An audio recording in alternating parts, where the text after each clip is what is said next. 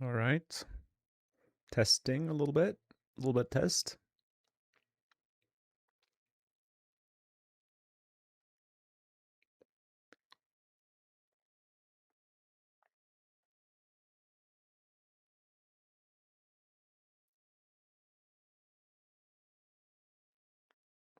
Path of Exile 2, that's the wrong game.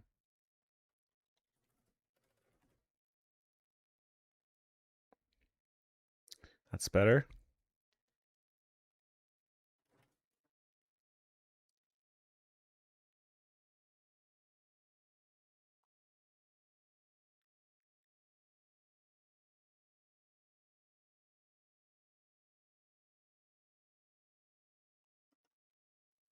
Post this in my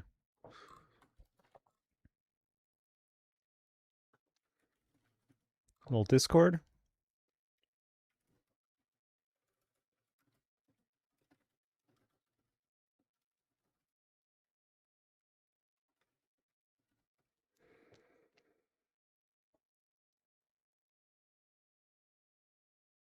All right.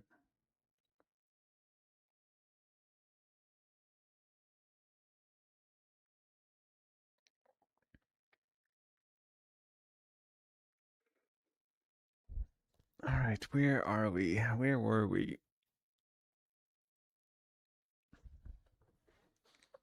We're on Twisting Blades. Don't think we need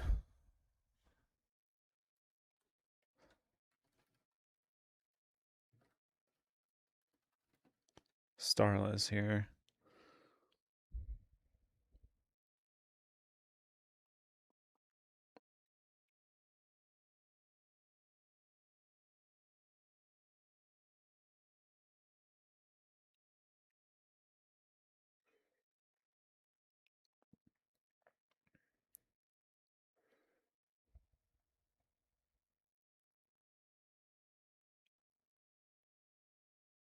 I mean, is there anything better than Blade Shift? Maybe it's just feel good to have an unhindered. Maybe it's fine. I don't really need any of these two though. What could I run instead of Blade Shift?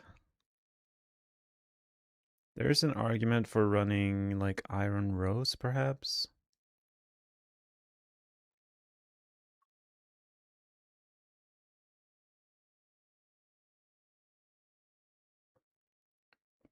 Hmm.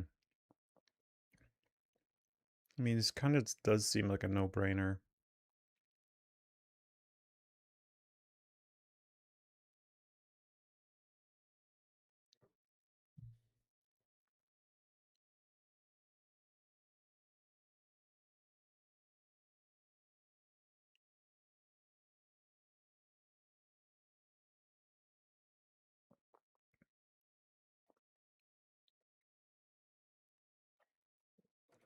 So how do we proc Iron Rose?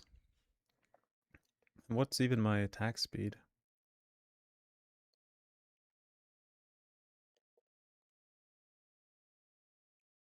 Yeah, doing Twisting Blades at the moment.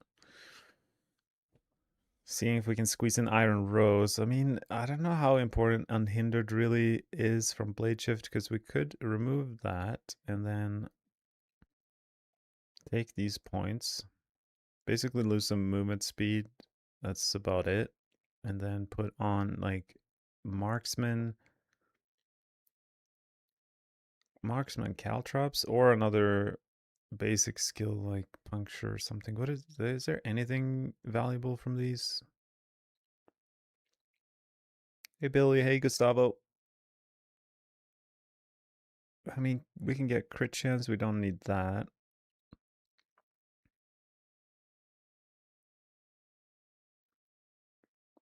We could get this, right? It has a 9-second cooldown.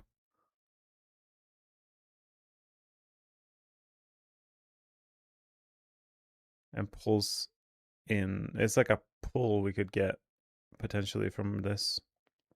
That could be pretty sick. We basically need a marksman skill to proc these gloves. And we have like two options, either a basic skill or caltrops.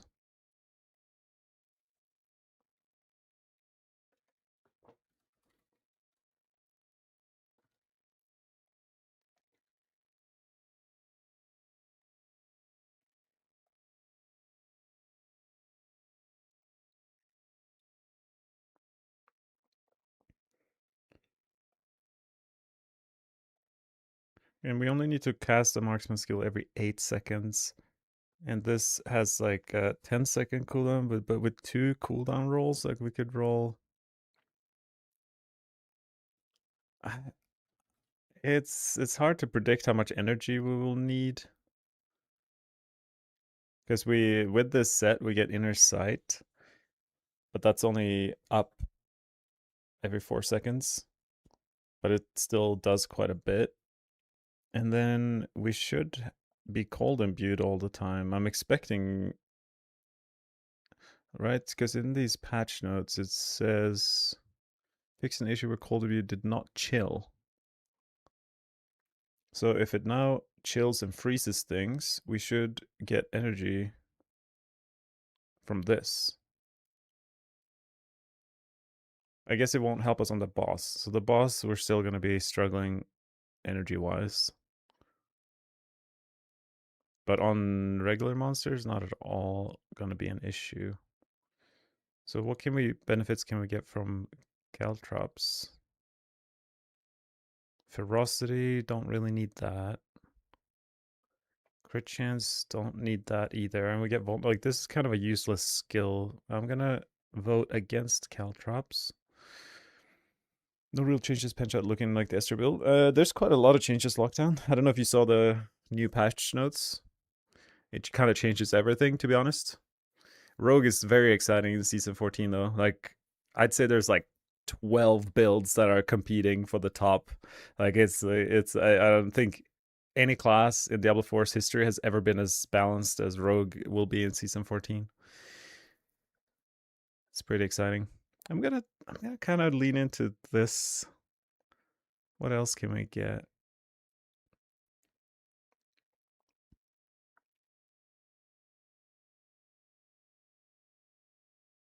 Don't need weakened.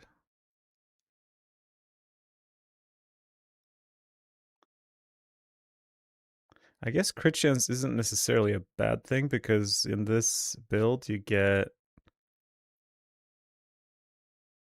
critical strike on poison imbuement by default. So if we can crit more casually, it's not a bad thing. 8-second cooldown. 8.3. So as long as you throw this like it's on cooldown as often as when it's up, you're gonna pull things in, which is nice every once in a while. Maybe just at the beginning of an elite pack or something, you proc these gloves. I think it might be the play, and then we can like I have Godslayer here. I'm not sure, like it's gonna feel so good. Obviously not for pushing, but in speed farming scenarios, now that we like this set makes us freeze everything, it's gonna be a good one. And every 8 seconds pull is not frequent enough. I don't know. Maybe the pull isn't worth it. We could also do something with forceful arrow, maybe. We could execute enemies. I don't know if that will be useful. Cowl worth it? Yeah, for sure. I mean, now there is no like competition really. They I don't know. This planner's not updated, but the new era perdition. Actually, there is competition with the Harlequin crest. It's actually pretty good. If you get a good Harlequin crest, which I guess maybe won't be super difficult because as of yesterday we can now enchant. Mythic uniques can now have affixes altered with enchanting. So basically, now if I get a Shaco, it has +6 all skills, and then you can roll poison imbuement, like +6 as well. You're gonna have like 12 poison imbuement ranks. Like, yeah, the Harlequin crest is probably the play, to be honest.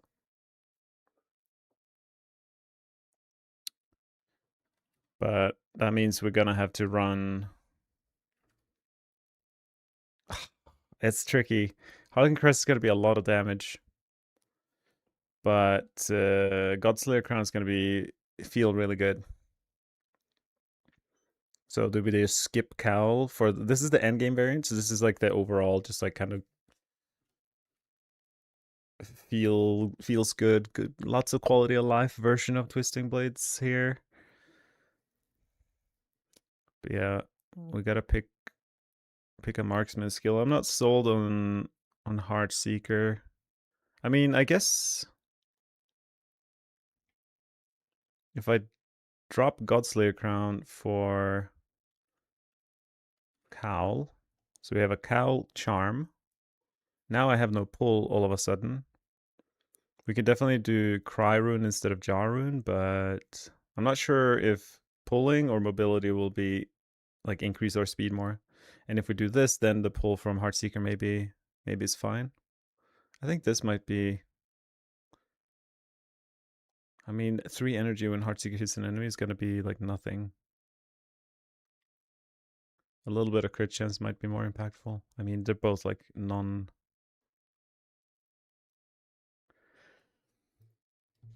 You haven't played Twisting Blades in many seasons. Well, it's very good and a lot of fun, to be honest. I think this might be the play. I can't change the affixes on this mythic because it's like not updated with the new patch notes where we can actually change mythic affixes. But I would put Poison Imbuement on this. Let's see what Harlequin Crest has, because every unique has 2 fixed affixes, and this has Dexterity and Life. That's pretty good. So then we just roll.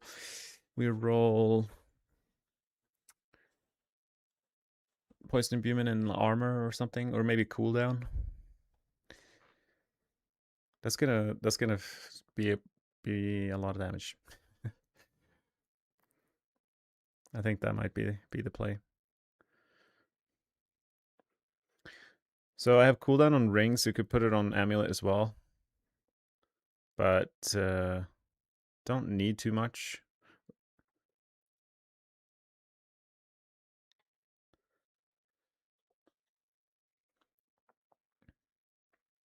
I mean, for if like at some point in tier 12 content, you can probably just replace Cowl with Godslayer for more pull and less damage.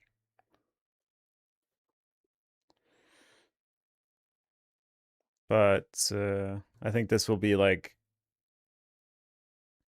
yeah, this will like you will melt bosses and Mephisto and all sorts of things with this setup. This Heartseeker really is just like it doesn't do much at all other than proc our gloves, and maybe the pull will feel nice at the beginning of an engagement with some elites. But basically, overall, the quality of life went up so much for this build because we now get vulnerable by default from this set.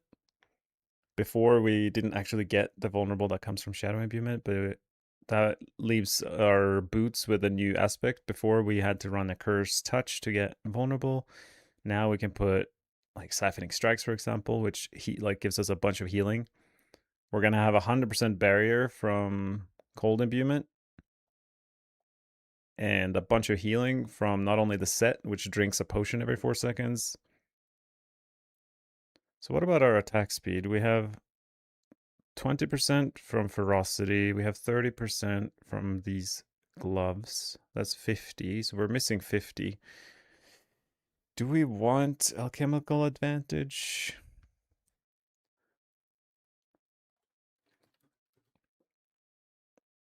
Let's see the breakpoints for Twisting Blades. So we're running double dagger. Dagger's attack speed. There's a bunch of breakpoints we can hit. We get 4 more frames.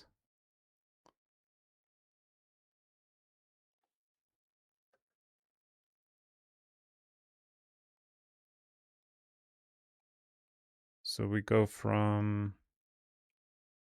like 3.3 attacks a second.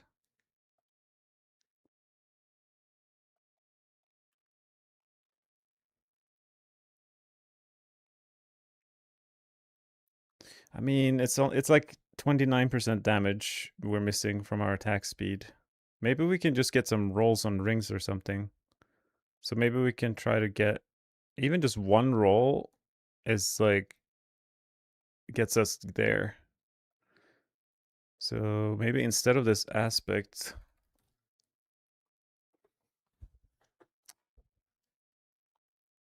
you're gonna start with poison beam. Twisting blades, nice. You convert your friend from sorceress to rogue nation, nice. One at a time. One at a time. We'll reach our hands out and just sell people on the good life that is rogue. You play in Eternal Realms, so do current mythic aspects get updated, or do they stay the same and become legacy? It's a good question, Nitro. I'm not entirely sure what will happen to old. Usually they don't change, like the affixes and stuff, but the effects usually change. So like I would expect Harlequin Crest to lose its damage reduction and become +6. Okay, so instead, what the question? I guess I drop a Dex roll maybe. So I do attack speed here. That this attack speed roll by itself hits two attack speed breakpoints, gets us to 60. One more roll would be one more breakpoint, which is probably worth it. I mean, what happens if it's like that? 70%?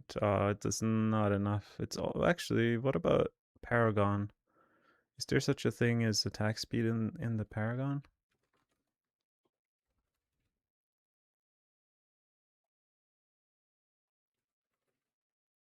There's no attack speed here in these nodes. So maybe just replace the dex on these two for attack speed and call it a day. Why are center builds bad? Or do they just not scale? I want a pseudo turret build. Yeah, that would be cool, wouldn't it? Yeah, they you can't really do much with them, unfortunately. They fire pretty slow, you can't imbue them, and they don't deal a lot of damage. So there's just not a lot of stuff there. But I'm sure, I mean, with like leaning heavily into marksman stuff, like I'm sure you can do something like tier 10 or kill a boss in tier 12 even if it takes a minute. Like I'm sure it's possible to make because there's so much generic damage scaling nowadays, so basically anything tends to work. All right, we dropped some dexterity, we got some attack speed. Now we need, it's really hard to find useful aspects for poison builds, I find. Like we have non-physical things and we have a few poison aspects, but we tend to just take things like malice, even though I have nothing to knock down. But during like a stagger, this is pretty darn good by default. But something I could do, I guess, if I run malice, I could go for this node on dash that knocks things down. That could be a good like way to engage an elite pack. You just dash in there to get knocked down. You deal 20% increased damage against them. Maybe that's the play. So I guess the problem here with this current setup is energy potentially. Every 4 seconds we're inner sight, it's fine. But on single target, and in general in the dungeon, I think we'll be completely fine from cold imbuement. But on bosses without a roll to restore energy, I think it might be a struggle. Maybe just one temper to restore resources. I'll do 2 cooldown ones. Drop some additive damage, it's fine.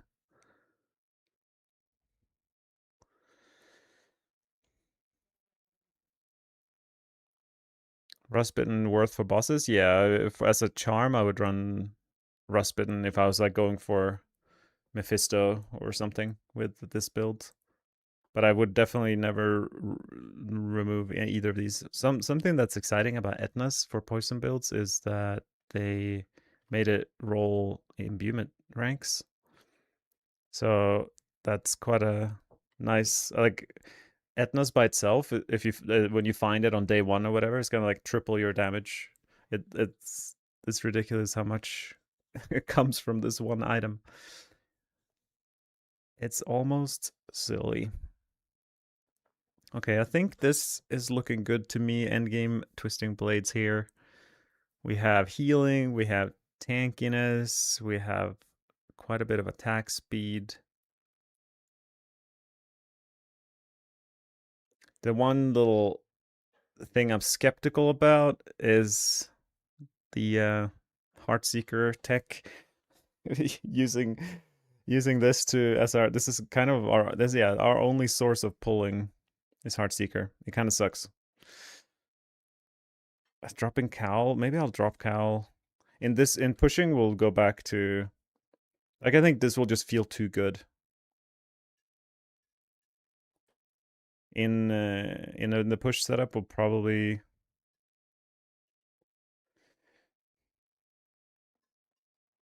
skip. Yeah, I guess like we'll have Cry Rune instead. Because I think I'd rather have Jarun than like I'd rather sacrifice Cal than sacrifice Jarun. For this is like I'm thinking this is all like T12 farming.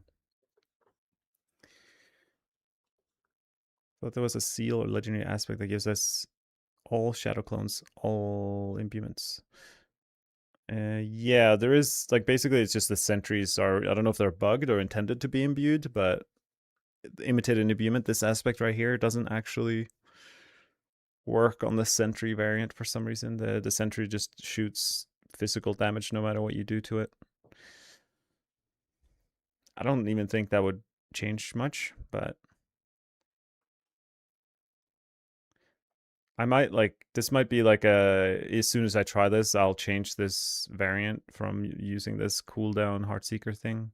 Is there any puncture thing that is interesting? We have the poison here that gives 10% crit chance, which what is that? Transit that's probably like 3 to 5% damage increase for this build. Just the crit chance by itself.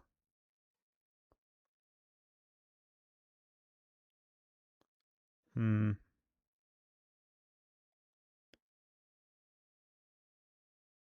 Forceful arrow doesn't have anything interesting either. Except execute, I suppose, but okay, we're gonna leave it at Heartseeker for now. It looks a bit confusing, but I think it's worth it for the attack speed here.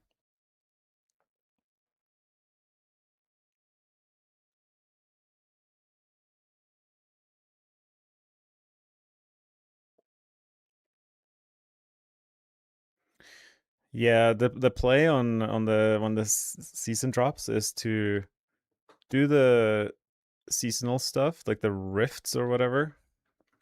What are they called? The those like portals that give you the seasonal materials, and then you can craft the first mythic whenever you get enough material, and you just take any one-handed weapon. Probably, I think like a one-handed sword unique uh, will still potentially become a dagger.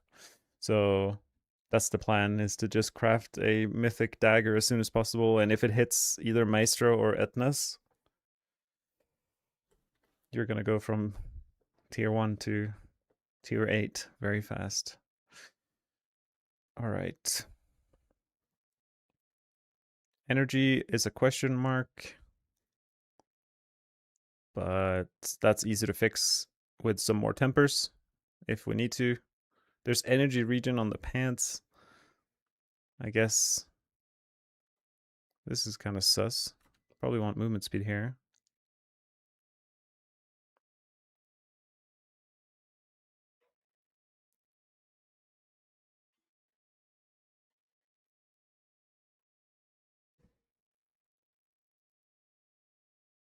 I wonder how survivability will be now. I think it will be okay.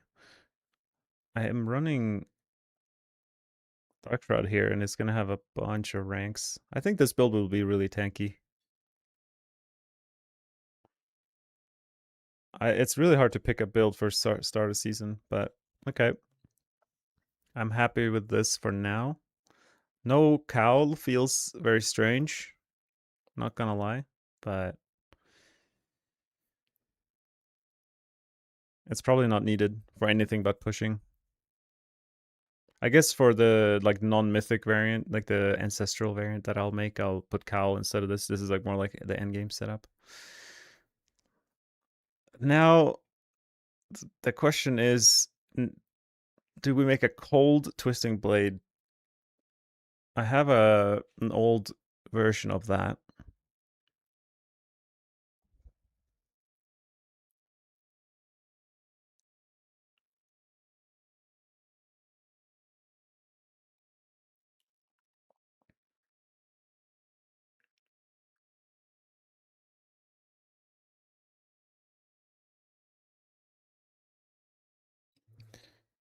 Yeah, the barrier from cold imbuement will be pretty insane. So for a cold TB build, it's hard to know what to put here. This is interesting. Why is there two different sets here? This is like a really old planner here. I guess yeah, we for sure used a blurring blade here. They really buffed this out of this world. It went from this like in the old current season, it's 150%, and now it's 250%. It's a pretty big buff.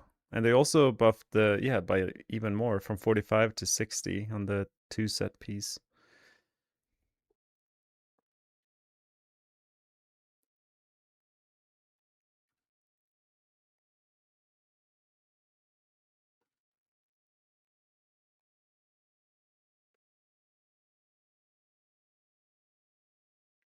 Yeah, the penguin ring is only for cold damage. So all the cold imbue builds that like this one that I'm working on now will benefit a lot from that.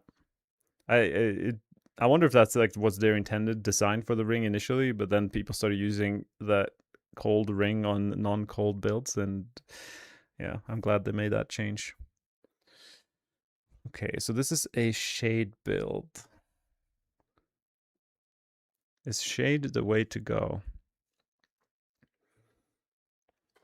There's something cool about it. Like there's like an identity to this if I go with shades. So it deals 22% on hit and 52 on return. What's that's like a fourth. So this is basically like a 25% damage increase, I suppose. But then there's something like Night Stalkers that spawns an additional clone, so maybe it's like 40%. But then there's like Sleight of Hand is 75% increased damage, or Blade Dancer that feels so much better. It's really hard to pick a cold variant for TB. Like all these three are usable.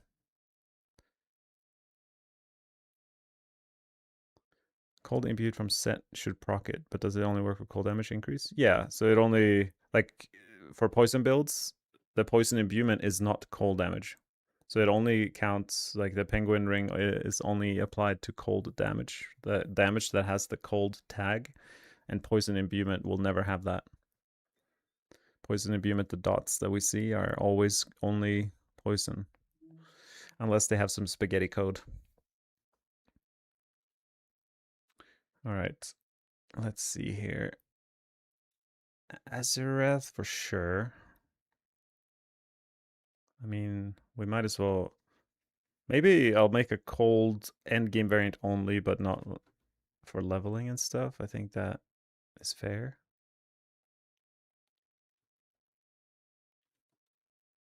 Oh yeah, I guess I kind of got to like it's for these uniques. I can't really choose. These are fixed affixes. I can choose crit. The problem is still, even though they buffed a lot of the cold builds, getting 100% crit chance is pretty tricky.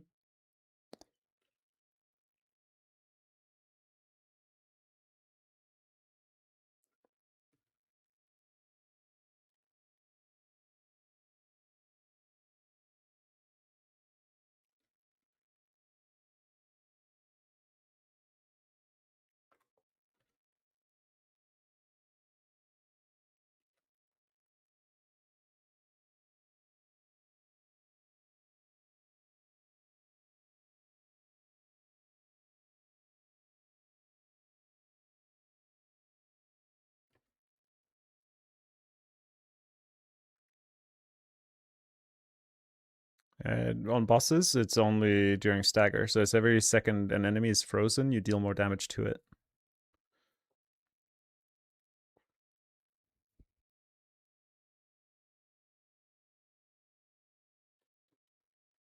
So I think each stagger is like 7 seconds or something like that.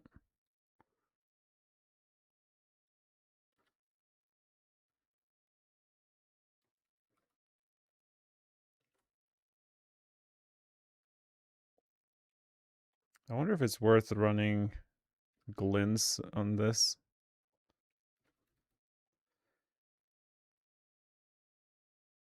Maybe not. This variant doesn't get resolved from TB. It's so sad that even if I'm not dealing poison damage, I still want debilitating toxins.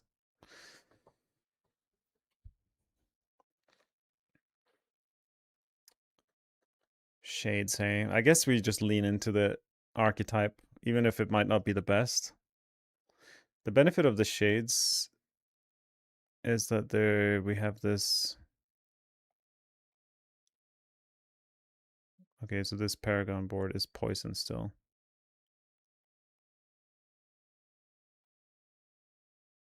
I guess I need to like import a cold. What is that?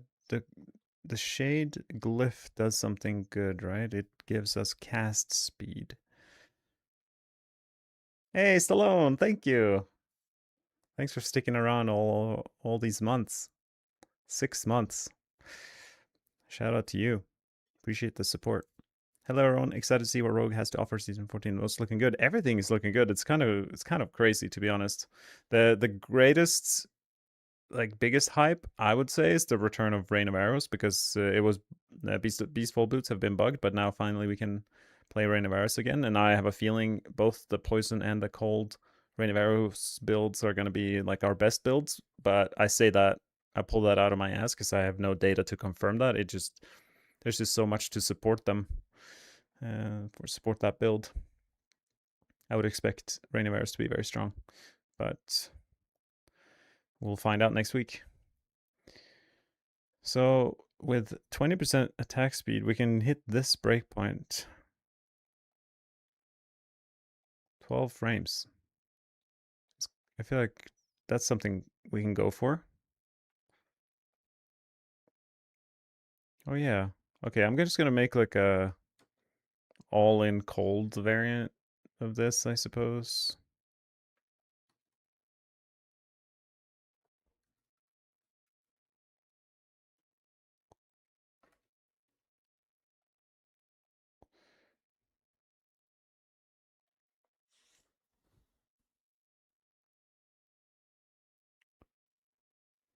There's like not a lot of room for aspects here.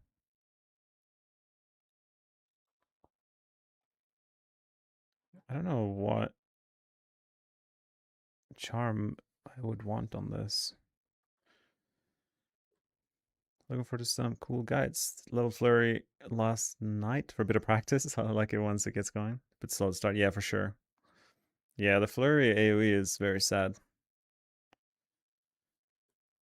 But when I did some PTR leveling, and flurry honestly felt the best as well. I like there's something about the using combo points to gain attack speed that just it just felt speedy.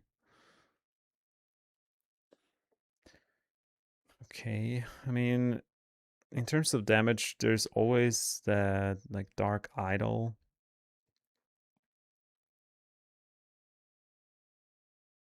Frostbitten Dirk could be interesting. This build will struggle with single target.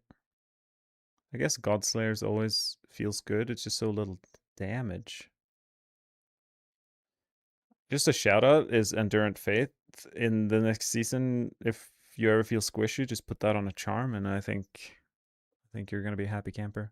Etna's Lost Dagger. We don't have that, do we? No, we're not running that. That's 60% damage for this build. I don't know if we're gonna get much more than 60% out of our charm. We could run a Azurath charm.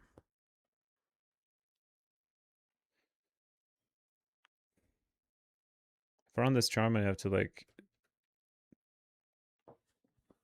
deal another element's damage somehow, but I think this is a good.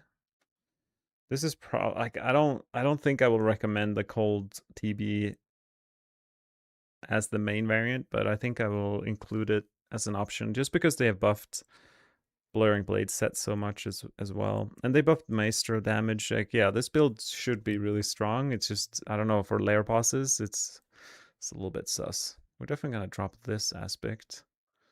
I don't know what we would run instead. I forgot what like normal cold builds run. Let's check out Penshot real quick.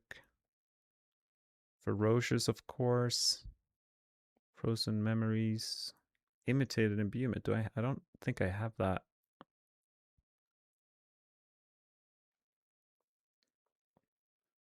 I don't. Do I want Alchemical Advantage? I guess I probably do. If I want to hit all those breakpoints I was talking about. Something like that. So attack speed wise, we have 45. Yeah, we have 120 now.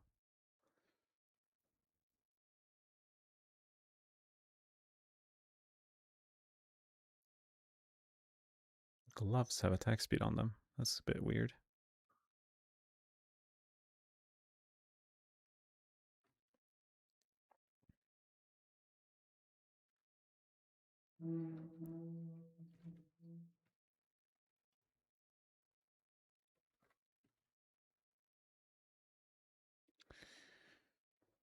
I don't really know. Maybe I would probably struggle with energy on this build.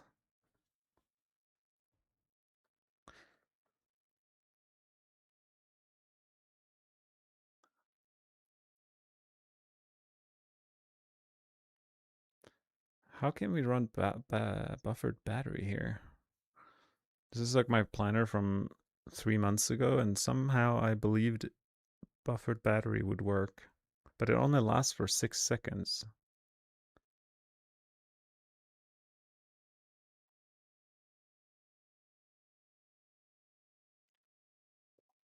There's no way. There is no way. What am I thinking of starting season with? It's a very good question. I don't actually know. Flurry, TB, probably. But I'm also curious about.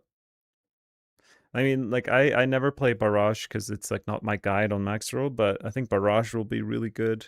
Basically, if you've seen the new seasonal thing, like the way we level in is that you go to Helltide and you have like monsters everywhere with these portals, and a lot of it's kind of static combat. So you just want to be able to cover the screen in effects. And the problem with both TB and Flurry is the very lackluster AoE. So the range builds where you can just stand as a turret inside of these circles that we need to like take over. Something like Barrage multi-shot, you can just like cover the screen and arrows. Like that's going to be really good for leveling, I think, in this season especially. But I'm not going to play that myself, but that would be something I would look out for. I'm leaning towards TB or Flurry though.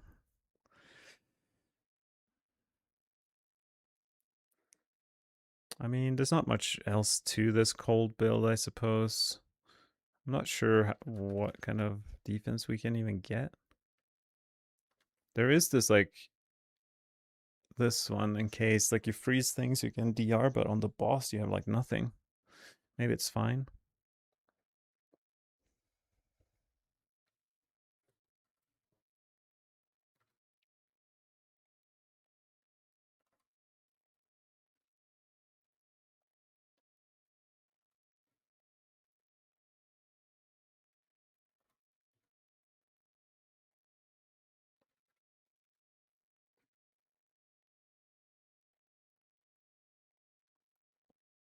I mean, this is a TB build. I feel like TB generally wants some kind of pull. I'm not sure how we would get that. And why do I have blade shift? So many questions, so few answers.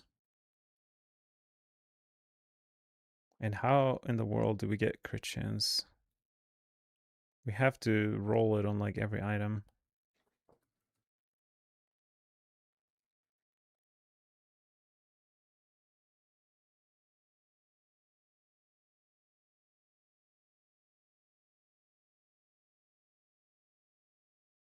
I'm not sure how much damage like just getting some ranks from Harlequin Crest would be. I guess we could just put Godslayer Crown here. I think I'm just gonna put Godslayer Crown here and call it a day. It's just gonna feel so good.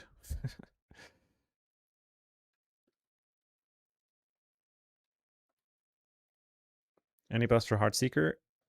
Yeah, I mean, I don't think for leveling Heartseeker got buffed in general, but I think Heartseeker will be one of the top pushing builds and top endgame builds in general. It's really hard to like. Basically, Rogue had, if I write it in text, maybe. So Rogue had, we had like 10% in S tier, we had like 30% in A tier, and then in B to D tier, we had like the remaining 60% or something like that. Maybe more like this. That was in season 13. But in season 14, it will be like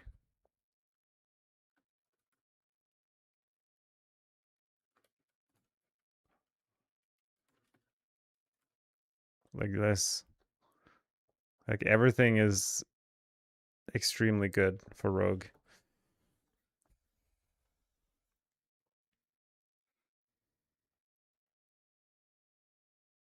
So you can't go wrong with anything. No matter what skill you would ask me about, I would say it's good.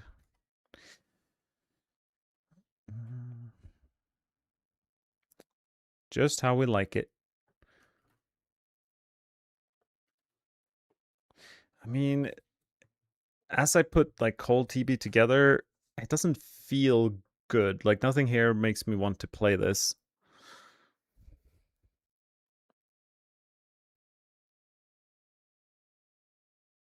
I guess I see now what I was doing with. I was using Shrouded Gift. I guess it could be worth it. You run Shrouded Gift just to get the concealment crit chance, and then you run this. I see what I was doing, because then I get crit chance from both Smoke Grenade and concealment. These pants are going to be really good for cold builds, Shrouded Gift. Even if you're not running Sightless Set, just getting all that crit chance from these two skills is very nice.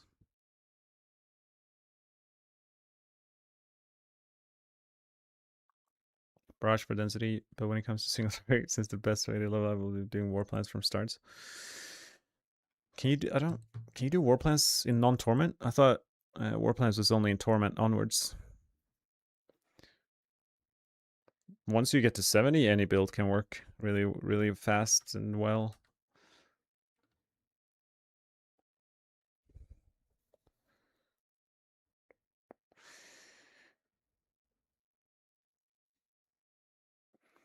I think I'll just leave my this cold TB as like something to try out in game. I'll probably play this on like day 2, day 3, and optimize it further from there, like in terms of what feels good or what's missing. But in general, I think this will be, it'll feel really good. We'll have insane attack speed, like 120%. And a lot of builds get up to that number. Probably put siphoning here just for more regen. This this build might feel pretty squishy though.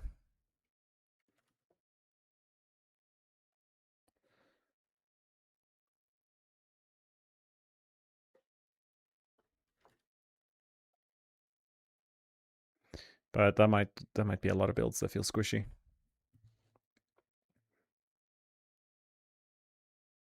So video for someone suggesting it's the best way to level up. Nice. Of course, the first war plan are composed of dungeons only from PTR. Okay. Does that mean we get a cold twisting blade build? Yeah, I mean, to be determined if it's a good time or not.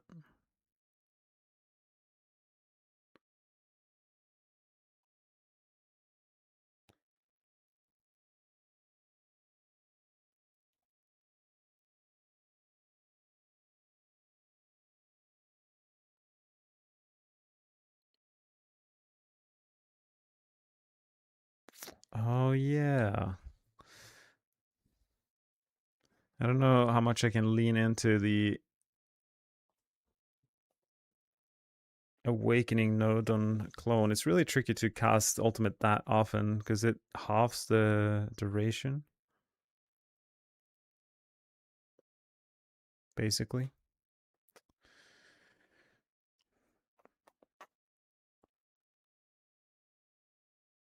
All right. I have a feeling there's definitely some improvements here. You potentially like running Godslayer and Tybalt's Will to spend more energy to run the other node here, and maybe like a Starless Skies ring with other stuff. That's the thing that's the biggest change since the expansion for me in Diablo 4, especially as a rogue player, is we actually have choices. Like there are multiple potential options for a lot of builds, more so than they used to be. I mean, we went from basically it was like a no-brainer what you would choose for every build, but I feel like that is no longer the case. A lot of item slots feels like a coin flip sometimes, or just personal preference. So I'm gonna call this or season 14 cold.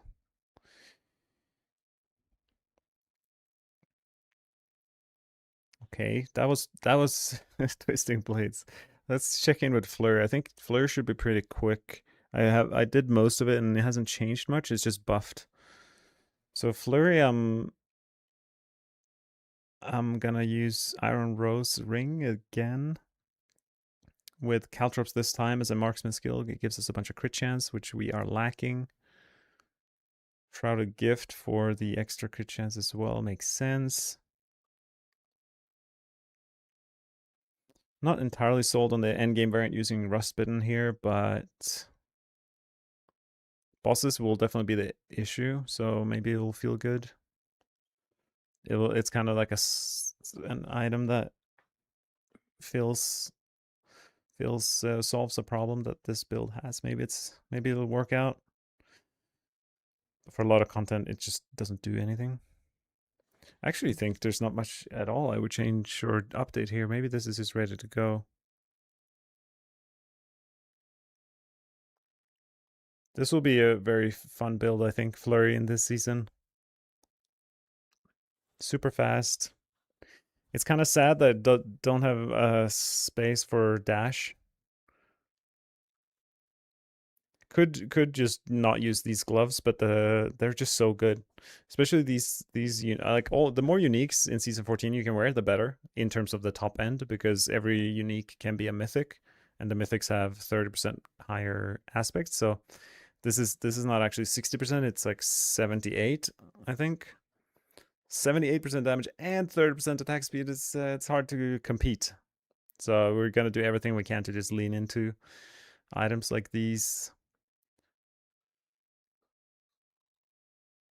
Yeah, I think Fleur is just done. I didn't do ancestral variants for TB, but maybe another day. Cold Penshot. Does it remain a build? And does it become a pushing build? I don't know about that.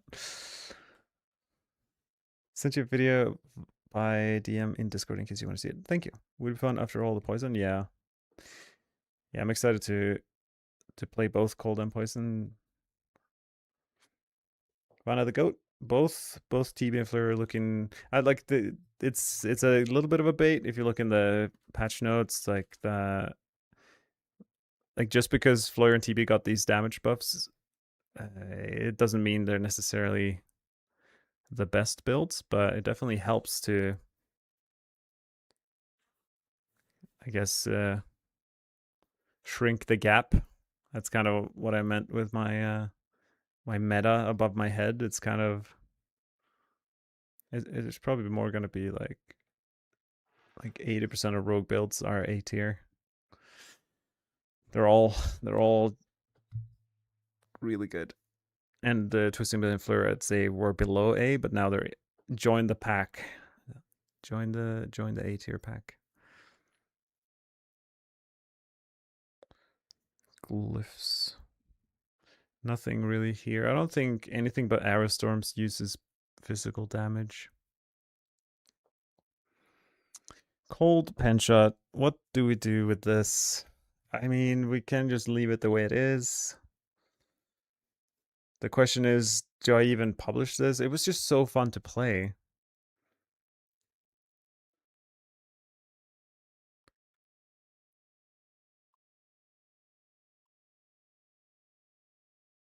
Endurant Faith, huh?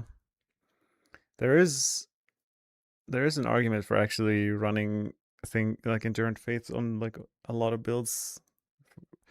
It will basically prevent all the one shots from, and we don't need damage in tier 12 anyway. And then like having like a Rust Bitten Dirk charm for swap for layer bossing, but otherwise just put this here.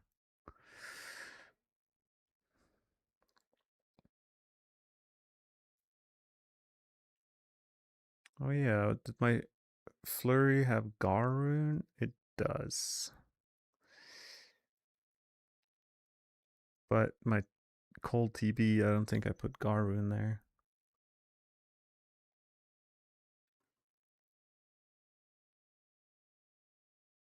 Yeah, it's just not sold on Cold TB just yet.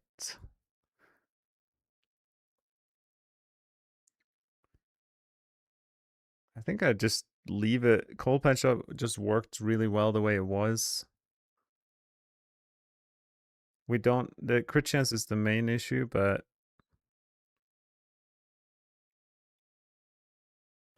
I think we're fine. Try to roll crit chance on all as many items as possible. And probably will never reach 100%, but in this upcoming season, I think getting to 80% crit chance is good enough. Poison Pressure will be stronger right now. I'm not sure, Jor. We lost the penguin ring.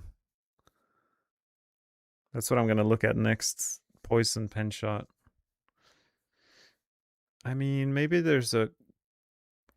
Let's see here. If I duplicate this, I should probably do season.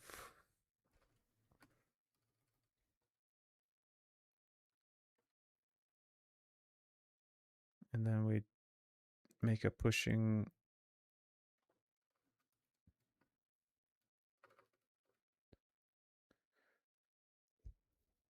If I skip Starless and put the penguin ring, shout out to Dioxide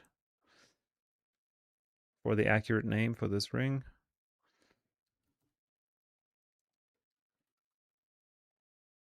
I don't think I put Vol multiplier on some of the rings in the other planners. It's like impossible to skip, I feel.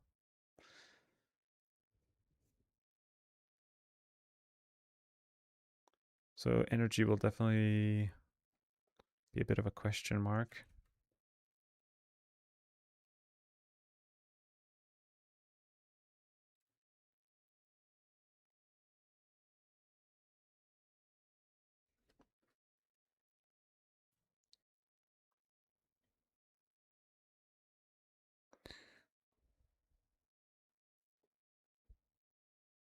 Do I have? I don't even. No, I don't really have space for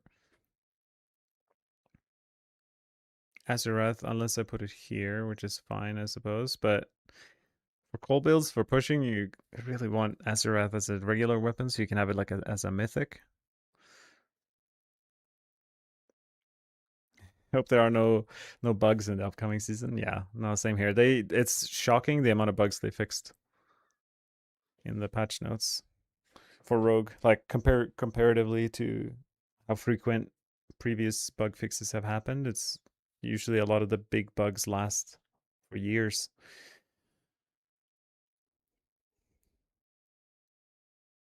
I mean, I think this is fine. Energy is a bit of a question mark here for sure.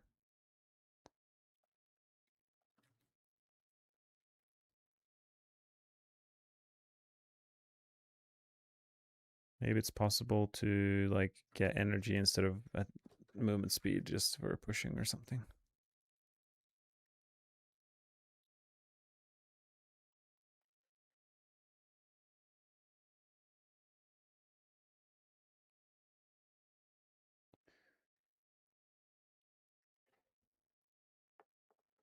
Yeah, I think something like this.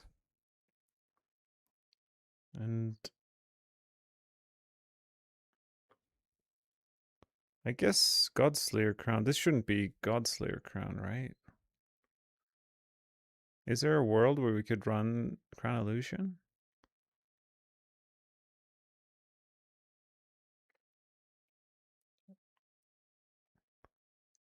I mean, we need Tybalt's Will to make up for that. That's gonna be too expensive. So maybe Harlequin Crest.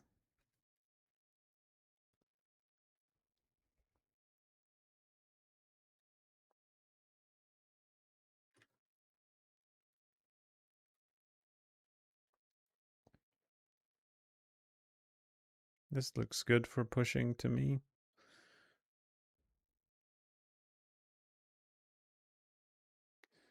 Could put Azarath as a regular item and drop Frozen Memories or Night Stalkers, but I don't see any obvious charm that would make up for like 90% damage.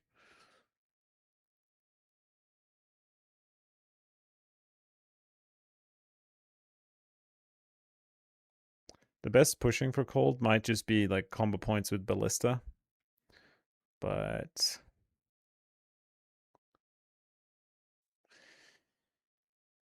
I don't feel like I would ever want to play that. Poison pen shot. This is the one. Between Flurry and Twisting Blades, which one you think will be the strongest? Definitely Twisting Blades, I'd say. For Poison Twisting Blades over Flurry Cold, but it's pretty close to be honest. It's hard to say. Yeah, a lot of these like comparative questions are almost impossible to answer for me. Like there's so little data and so much changed yesterday with the new patch. So it's really like within a few tiers of pit and tower for every build. Between like 130, 140, like pretty much anything can get there. So it comes down to who farms the best gear, I suppose. Hope there are no, yeah.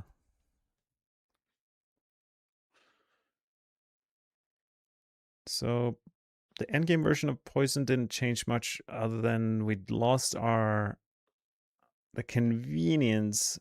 I guess we could run. It's kind of sad. Like Eldrin, I don't see how. It says it has a guaranteed affix all damage multiplier, but this is like way higher on the original Mythic. I wonder if it's gonna be a normal roll or if it's gonna be like a really high roll of all damage. And it doesn't have the all skills either. So I don't see myself wanting to run that.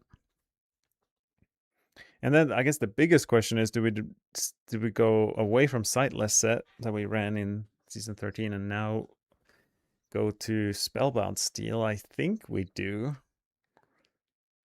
There is a chance that this set is just like still better, but I like in terms of pushing and most damage output and stuff. But I think this Steel set is going to be more quality of life. You get Vulnerable for free, you get Barrier for free. I guess anything that runs Spellbound, you could run Conceited Aspects too now. It's going to be a little bit annoying. Wow, this build, that's like 20 different planners. That's kind of ridiculous.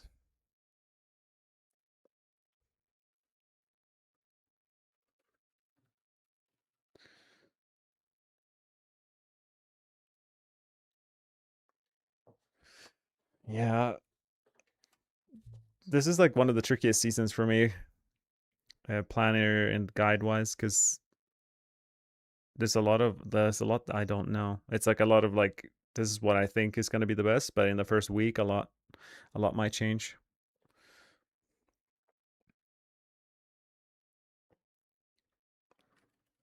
Well, let's at least just make a steel variant of this pen shot build, and we'll play it next week.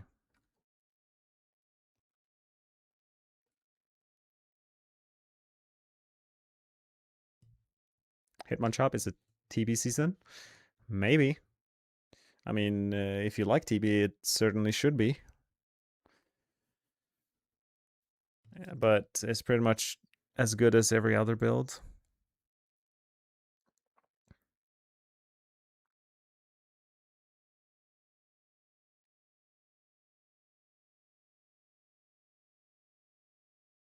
So we basically lose a bunch of our stealth stuff.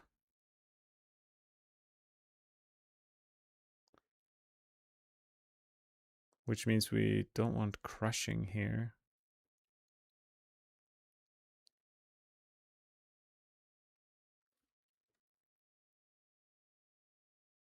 I don't know what. Maybe just everything for now. Mending Obscurity doesn't seem to make a lot of sense. There's no way we're running concealment with this.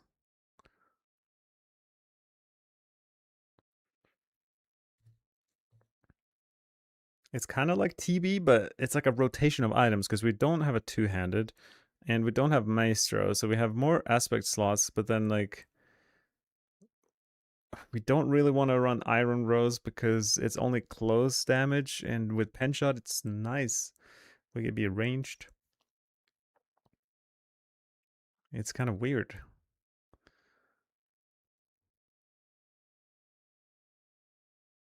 I guess these aspects are all fine.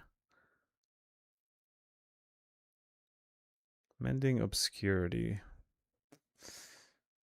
I mean, Undying isn't amazing at all, but it's some healing.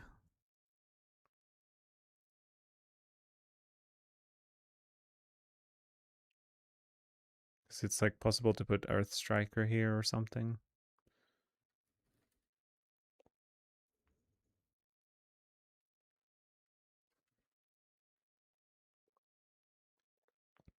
Now I'm gonna have Barrier, so even just like one life on hit roll will go a long way, I think. So what in the world will be our 6th skill on the bar? I'll definitely not run this. It'll be like that, I think. And here we don't need to put these points. We'll want the barrier.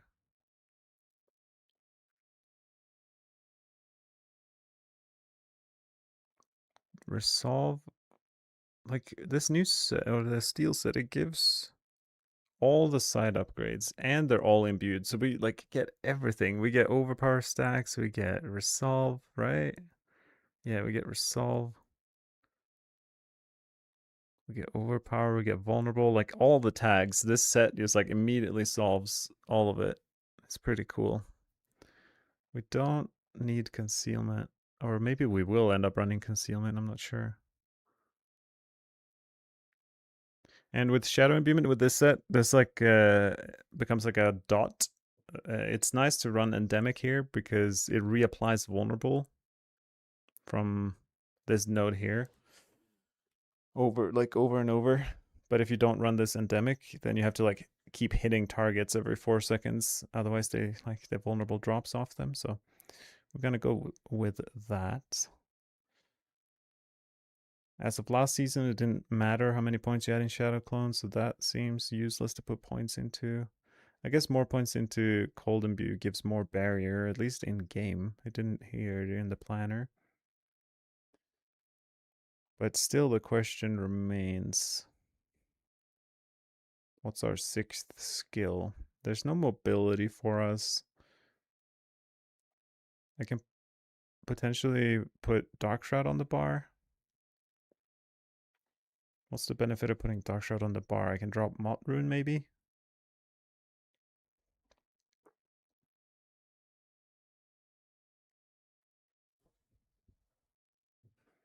Thank you, Gabriel. Did they fix Rain of Arrows? Yeah, they did. Rain of Arrows is back. I hope I have time to game in June. It's gonna be a busy month, or in July, I mean, because I would love to get my hands on Rain of Arrows, and also I'm gonna be playing solo Self-Found. I wonder, like, are you guys doing solo Self-Found? I haven't really considered that might actually add a lot of playtime needed, because in the past I could just like buy an item and try a different build, and then sell things to try builds fast. But now it'll be like I have to farm each build by themselves. It might be slow. I mean,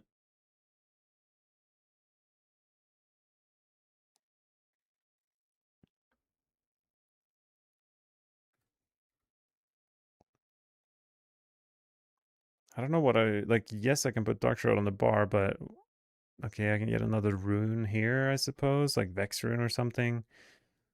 It's not bad, but it's not great. I guess I could put like Lack rune and be tankier.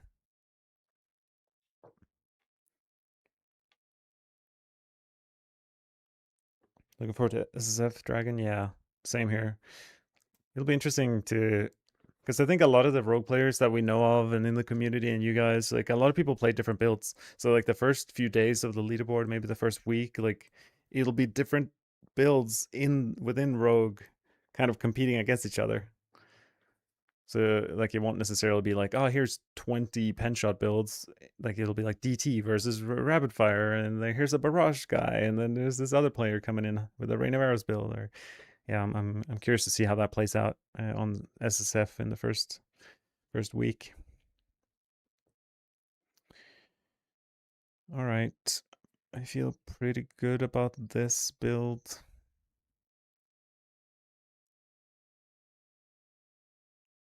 Energy, energy might be an issue.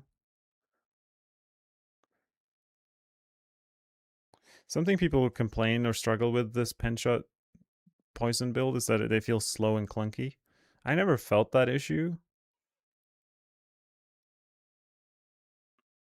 but ballista can certainly feel slow. But we will have like 80% attack speed. And if we look here on the breakpoints, if we can get to 100 would be nice.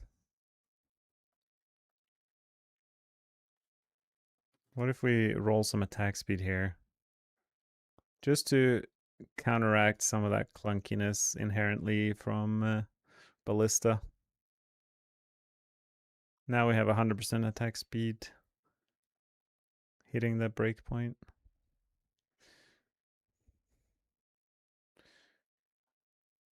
Okay, so that's a decent end game version. Let's see how this would look in a pushing scenario.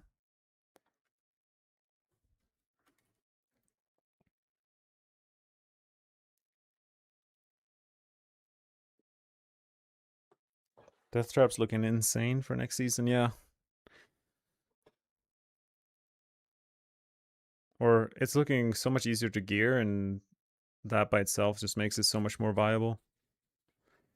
Crit chance might be an issue though. I don't know how they saw. I guess every build struggles with crit chance, but I doubt they will get 100% crit chance on Death Trap. All right, for pushing, what do we want? We want Writhing probably here.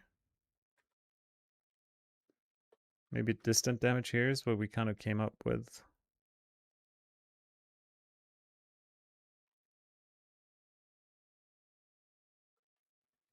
And now there's no penguin ring here. Like, what could we possibly do?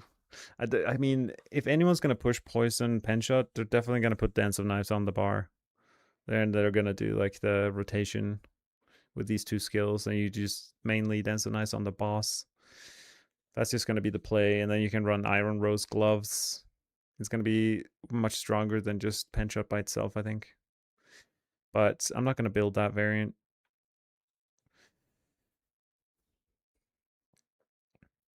Not for now, at least. I think I have it. Yeah, I think it's this one. Or this is like last season. Cowl. Tybalt's Will, right? Crown Illusion.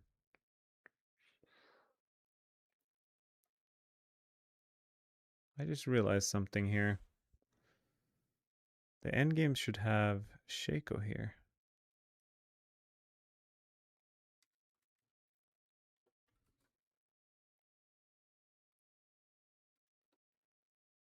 And instead of Endurant Faith here, we have Cowl here. And if people struggle with survivability, then you put Endurant Faith there. Or even as gloves, why not?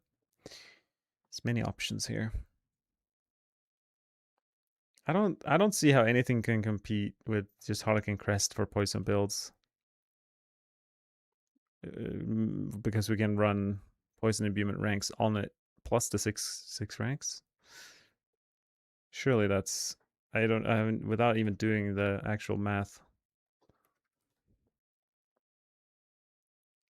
Like we can do some quick how much poison imbuement goes up.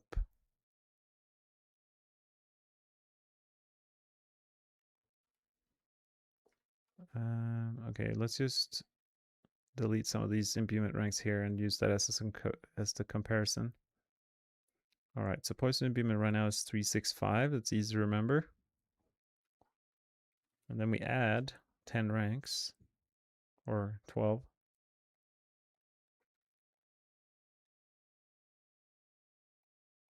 11's fine. 365, 485. It's like 33% poison imbuement damage. And then 660.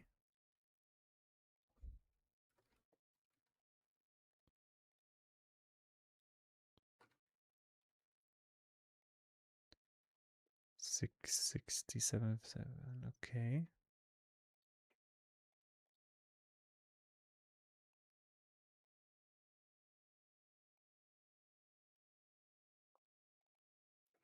So this is basically like 53% damage from Harlequin Crest for poison builds.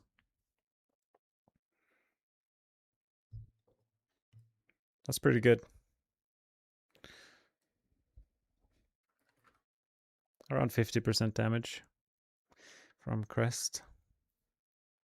If the hybrid version is better, that's going to be kind of annoying. Yeah, I don't like it. It's like not only annoying to play, but it also just feel like I don't like the archetype. If I play pen shot, I want to play pen shot. I want to be distant gaming. PR ranks was also pretty easy to get from the cube. Yeah, yeah, for sure. I mean, now they removed like the cubing of mythics, but you know the fact that you can enchant them now, like there's not that many affixes on helms. So if you just find any Harlequin crest within like a few clicks, you can roll poison imbuement ranks on it. What are the fixed? So yeah, Dex Life just convenient for every build, and add imbuement ranks on that, and we're gonna be happy. Very, very happy. Okay, I think there's not too much to play around with for just pen shot pushing.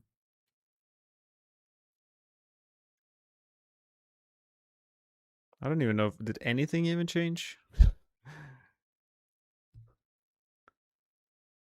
I don't know what I would change.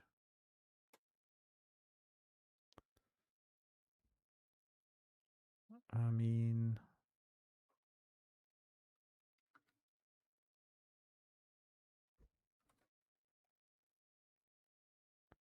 I don't know how to squeeze out more damage out of this. Like, there's no real uniques anymore. Rust bitten. I don't think that's worth it. That's interesting. I don't like I swapped around like one or two aspects and some runes, and that was the only difference between pushing and the speed farming variant. I mean, yeah. I mean, I don't think blood mad is a possibility for any, maybe for melee builds,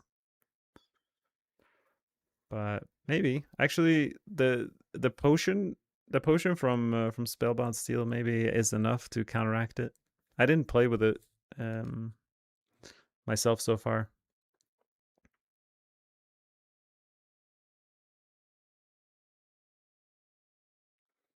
But then, like, what do we do with Cowl? And do we put Cowl as a helm? But then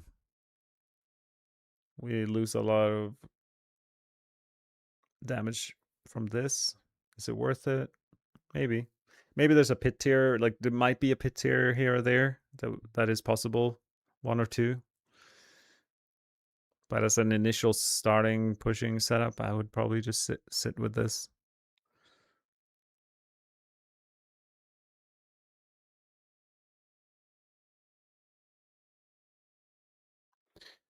Yeah, the potion is good from steel, and we definitely can run some kind of healing on the boots. I mean, Undying doesn't do much, but and you can put like skulls in your pants here. We got how much is that? Healing received, but like 50%, even more on what build would I personally go for next season? If I didn't make max roll guides and I was just a free bird, free individual with no shackles, I would probably play Rain of Arrows just because out of curiosity to see how it goes. But that requires a little bit of gear, so that would be like the build I would try to get to as fast as possible, but it needs a lot of like cooldown reduction and stuff. I'll probably go for that build myself anyway in a week or two. But if I would probably, for me, I'm probably gonna start Flurry or TB. I just like the idea of playing the new sets, not only Spellbound but also the Blurring Blade. Just something different. But to be honest, it's all personal preference. There's not a single build that would be like better than the others. And the downside of cold builds is usually bossing, and layer bossing is nice early on, especially in solo self found. You want to be able to get your uniques off of the bosses and stuff. So it's hard to say. And we have the armory, so you can just like speed farm with a cold build and then have an armory for a poison build. But early on, you don't have the glyphs and things. So yeah. Poison is like a safe bet, is kind of good for everything. So like a TB poison or barrage pen shot poison. I feel like that's like a very safe bet as a starter because you can do in solo self found you can do all content pretty easily. And I think the seasonal quest line is going to be very important in solo self found, like getting through those steps there, because like they will unlock a bunch of materials, they will unlock like mythics and all these things, and a lot of the requirements for those seasonal quest lines is usually a bunch of like Mephisto, Lilith, and so I would say the first 3 days poison builds are very good, just for quickly being able to do high tier content. And eventually, with proper gear, your cold builds can catch up to the poison builds. Like, and you can speed farm tier 12 bosses on a cold build eventually, but it's way harder to get to that point with a cold build than it is on a poison build. Okay, I think I'm done with pen shot poison for end game. It looks pretty sad to me, or like there's not much funkiness going on. We basically just cleaned it up. The poison pushing is not super exciting. The downside, like, this doesn't have a lot of uniques, and in the new season we want as many uniques as possible. Like, is there anything I can squeeze in here? Like a shears? Not really. Like condemnation, can we play like a poison? We can't play a poison combo point build, I guess. Rustbitten Dirk becomes like 158% or something silly.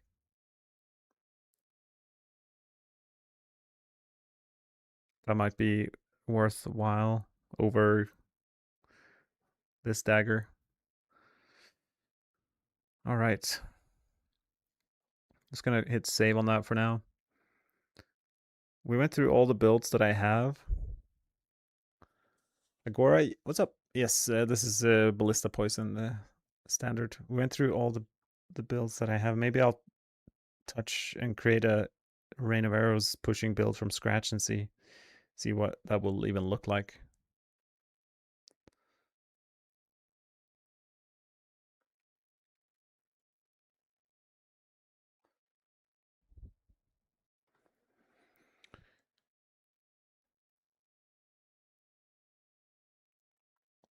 Okay, anyone remember Word of Akan, that it still exists?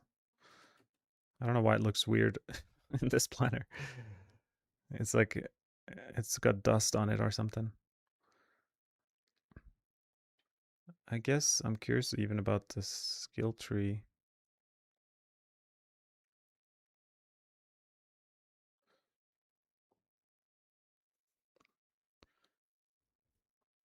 Okay, so there's the first choice is cold or poison. So I think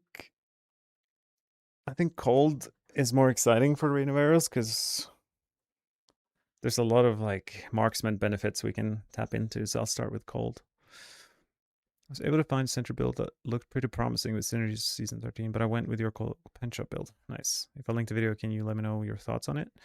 Juggernaut, yeah, I can't let you know my thoughts on it right in this moment, but drop the link and I'll be sure to watch it eventually, either on the stream at the end or off stream or later. Okay, well, this is a tricky choice because like reduced cooldown is probably going to help us get this build online, but maybe there's a way to make it viable or playable without that. It's hard to say. I guess this will be pretty hard to gear. Rapid fire still bugged? I don't think so. They fixed a bunch of rapid fire bugs. I don't know which bug you're referring to, but they fixed narrow eye set, so you don't need to hover, and they fixed like imbuement issues. So we double benefit from ferocity. So we're definitely picking that.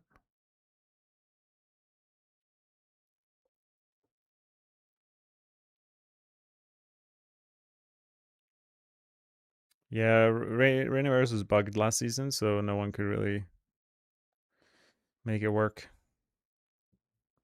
But finally, things are changing. This like pull things together. Aerostorm's probably not, so I'm assuming this is the one you would go with. And we want Malice because we're knocking everything down. And ideally, we want to generate 4 overpower stacks each cast, which we can do from casting concealment, right? Grants 4 overpower stacks. So sightless set it is. Do I need or want energy from concealment? I'm not sure. I guess I don't need these, so I'll get it from sightless set.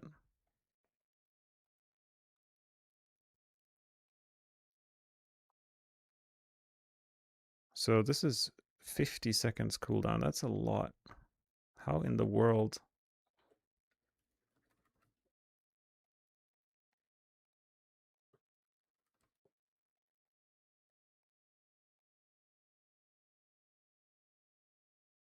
Do I need to like masterwork my cooldown?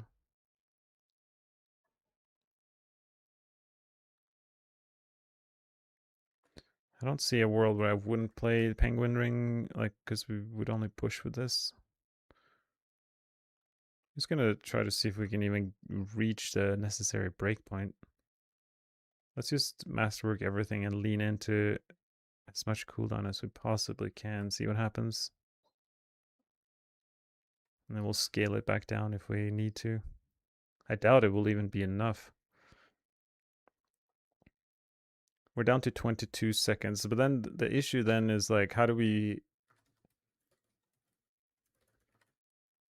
Casting ultimate generates, so we have aftermath for this.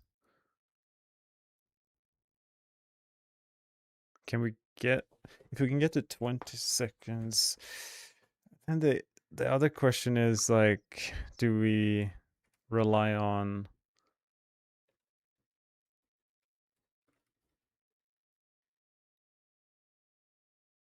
Like sightless reduces cooldown? Is that gonna matter? Ideally, we would just be able to spam Rain of Arrows. Oh yeah, Beastfall gives maximum energy now. Maximum resource. Wait, did they fix execute, by the way? I haven't even looked. Yeah, they fixed the tier 150 bugs of past season, finally. I mean, at least they say so. Who knows? People might find new things.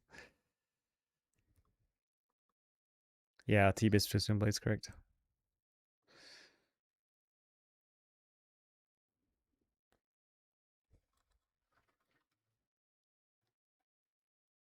So how do we get more maximum resource? There are these gloves, right? That people use, but that isn't that like a marksman thing? And then like I want to use these gloves, Gladiator's Triumph. There's so many gloves, it's crazy.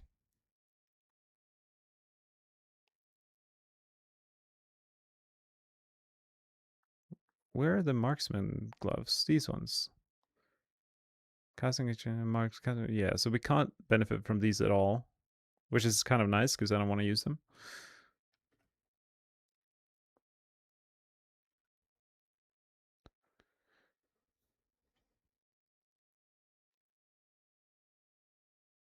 So Beastfall consumes all of our energy. Aftermath's supposed to generate all the energy back. So those kind of even each other out or whatever. But our max energy is like, I'm assuming these will give like 30-ish. How do we can get to 150 probably? Like we can roll like on a helm or whatever, right? We can get... Oops. I guess we would need charms probably.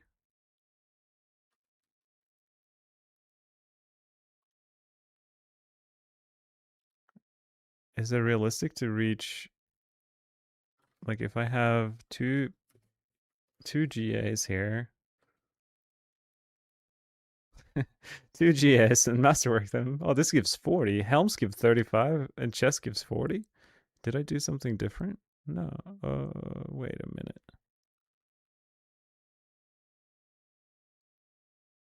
Wait, why does this not have GA? Oh, it did. It's just bugged. Oh yeah, yeah, so it does have 40. So that, yeah, so with these three pieces, maybe we don't even need to masterwork it. Maybe one of them needs to be GA masterworked or something. We can, and I guess like a charm or something.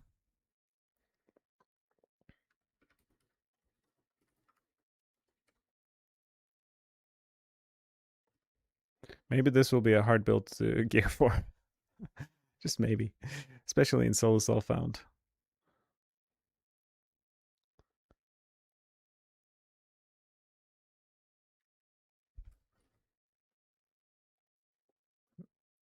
So if we get to 225, this cooldown needs to be 20 seconds. So I guess I can have maximum resource and cooldown on the helm. That would work. But then we're talking GA on all three and Masterworks on all three. Where else do you get cooldown reduction? I didn't play DT last season. Is there anywhere we can get cooldown reduction except these three items? I mean, other than uniques that we don't want to wear.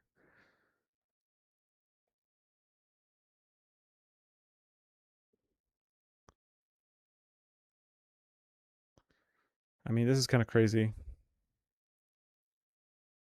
Wait, they're on gloves, right? Yeah, you can't get it on gloves.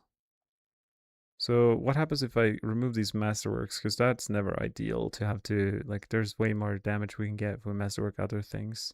That still works. So we have no masterworked cooldowns, and we're still under 20 seconds. True, on the seal we can get some more as well. So maybe it's kind of like Death Trap last season-ish. I can't roll it on this for some reason. Maybe it's because it's like not. Yeah, it's fine. But yeah, we could definitely get it here too. But that's sometimes hard to rely upon, I guess. Does it work now? Oh yeah, marksman skill cooldown reduction. This is interesting, but that's narrow eye. Okay, but we could have it here. And wait a minute, it's right there. Let's say we got one of these bad boys. That is. It's definitely possible. It seems. Also, I'd be curious to see what happens if we get this node here now. We're down to. So now we don't need as much maximum resource.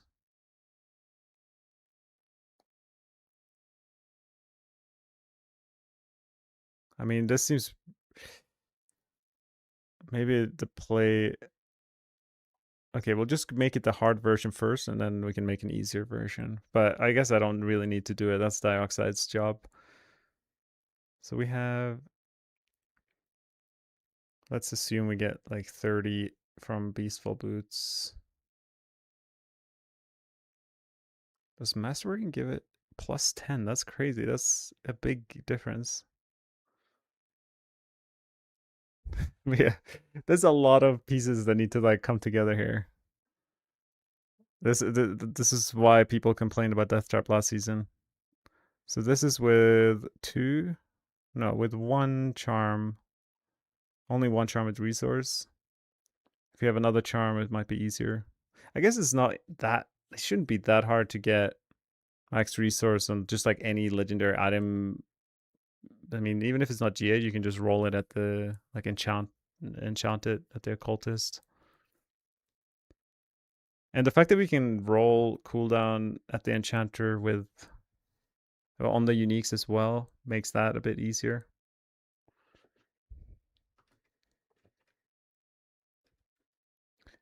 And it's playable even without hitting the breakpoint, like because we're gonna be dropping a lot of cooldown every second, multiple times a second with the sightless set as well. So it's definitely playable before you reach like the perfect items.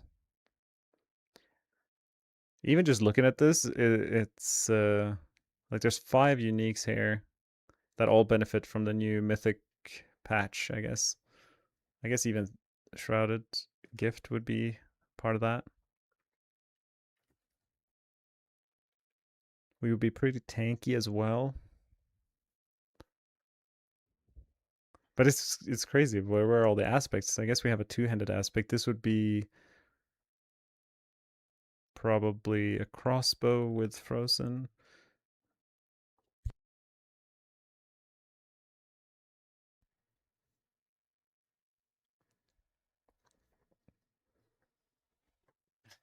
Fixed it for the eighth time.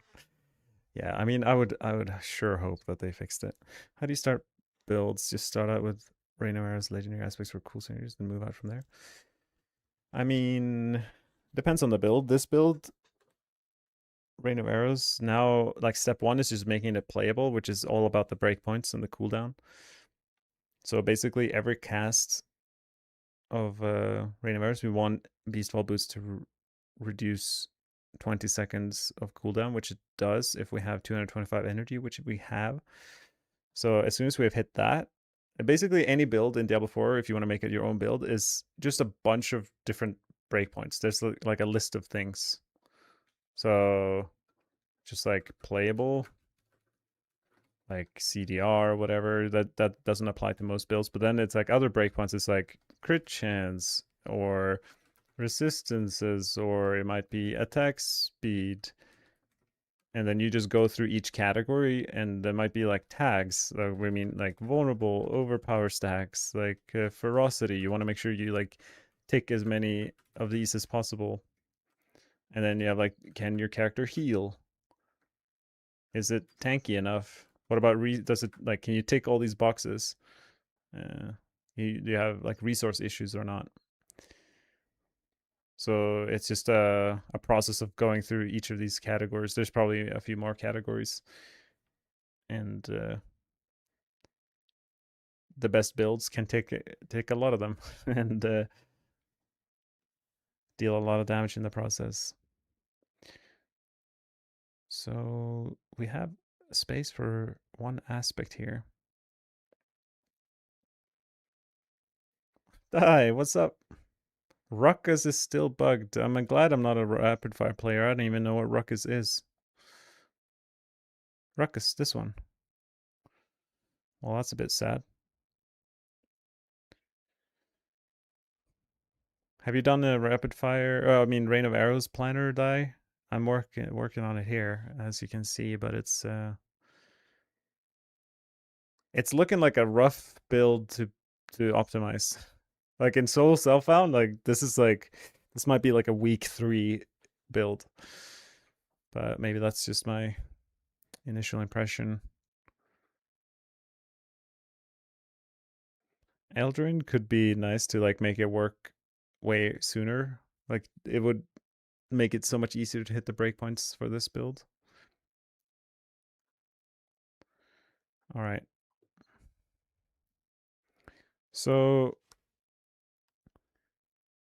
with this sightless, it says that you gain a permanent clone that can also cast Rain of Arrows. So I'm assuming I want imitated imbuements to make sure that that clone casts like an imbued Rain of Arrows. Maybe there's a chance that just Word of a Con applies to this clone anyway. I'm not sure. Hard to say.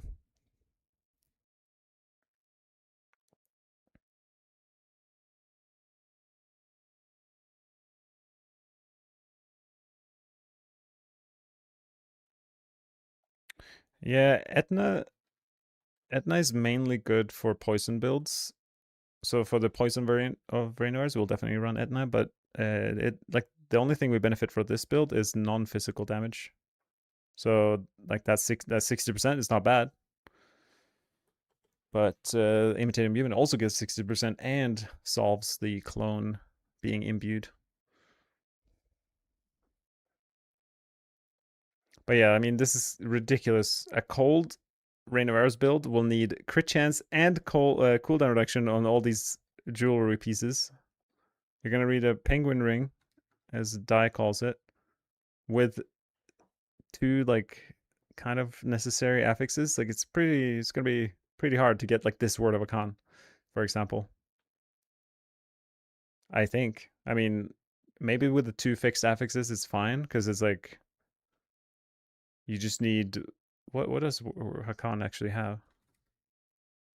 Ooh, oh no, this is bad. Imbuement skill ranks to Word of Hakan is like it's great for poison Roa, but it's kind of useless otherwise. And Dex, like you're missing out on so many of the multipliers here. Because we like ideally in an ideal world we would want like crit damage multiplier, but I guess not. This is like a fixed dex and like imbuement skill ranks. It's kind of sad. So in an ideal world we don't like maybe if we can make it work without this. No cooldown as an affix on the Word of a Con. I mean this is kind of fine already. I mean, we have cooldown almost everywhere, so that kind of makes sense. Have GA cooldown on 4 items, which I guess isn't that hard to get, right? Shouldn't be that hard. And then we don't need cooldown on the amulet and get a 60% multiplier. Pretty worth it, I think. I suppose we could have like a Harlequin crest here or something.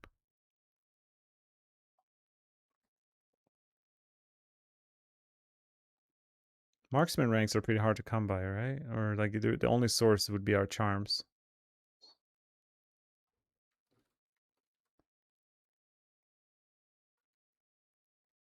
Is there any other helm? I don't think there's any other helm that would be interesting. Oh, wait, I've forgotten completely. Wait a minute. Do we even want the Word of a Con? This is so silly. We don't even want this. I just assumed like we're playing Ring of Eris, we want Word of a Con, but no, like for cold Roa, you don't want this item. Like you're getting imbued with all imbuements, but you don't want like you don't care about shadow imbuement, you don't care about poison, and it's only giving distant damage. And we can get this like I guess we're gonna get slightly less damage, but the fact that we can get better affixes and then run like ferocity stacking instead. And then obviously Scoundrel's Kiss here.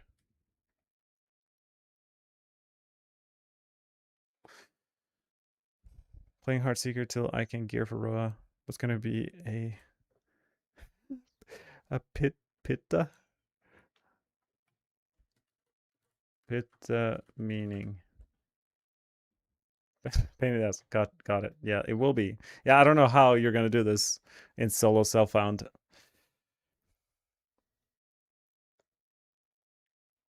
I mean, I'm doing a poison and a cold, so the poison will definitely have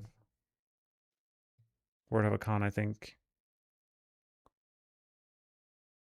I'm not entirely sure if even on poison. I mean, you get the imbuement ranks inherently, which is nice. And I don't know, like in the past, Word of a Con had like a stupid amount of ranks. Like maybe this means like it says skills to imbuement ranks. Like if that's like +8, then we'll run this on poison. But if it's just like +3, then probably not. But it is a lot of quality of life to get all like you get barrier and vulnerable from Hakan, so that could be worth it still.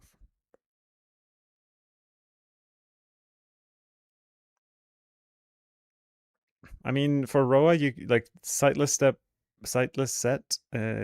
helps a lot, I think, in some kind of progression. Because you just like sit inside like a smoke grenade and fire once every 2 seconds. But yeah, I guess it's not very starter friendly for sure. Not a starter build. I mean, I guess this is it.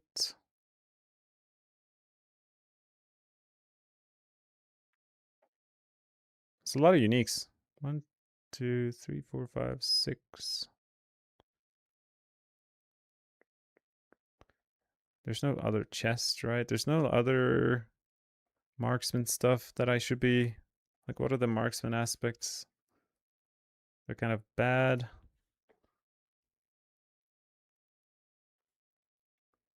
I mean, don't really need to spend too much time putting these points in, but it would be something like this. Oh yeah, wait a second. How does it... I've never used narrow eye set, but is there a world where you would use narrow eye with this? While you have vengeance, marksman skills deals increased damage. You triggered your last... Okay. How's flurry gonna be for leveling? I tried like 3 different leveling builds in the PTR, and flurry was my favorite.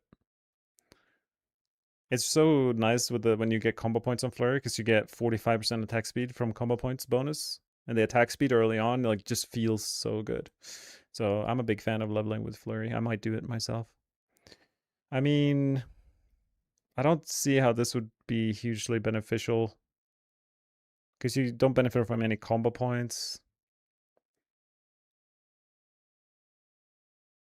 So I don't know. It doesn't seem very good. I'm assuming this clone here is more damage.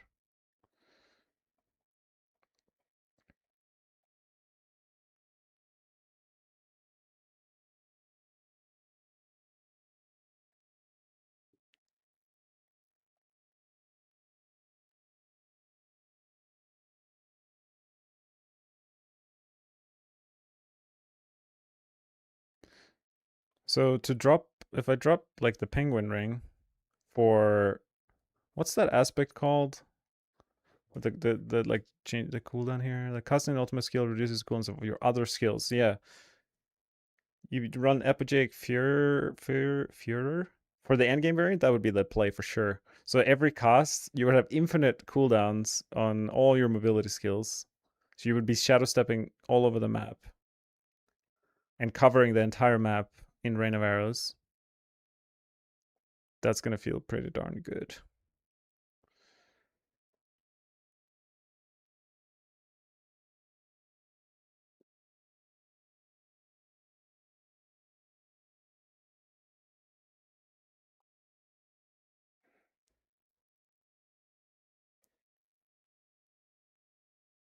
So I want overpower stacks.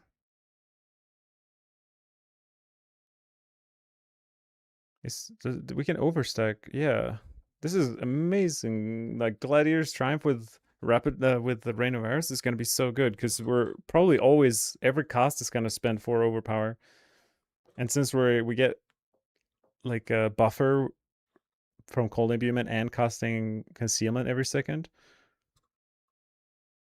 I think this will be pretty crazy if you manage to get these items, I suppose. But crit chance again, in every cold build is just a giant mystery.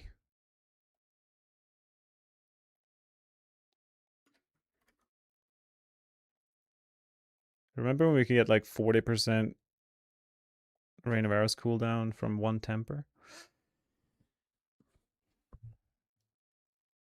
It's gonna be that hard to gear, probably won't even try it. Yeah, fair enough.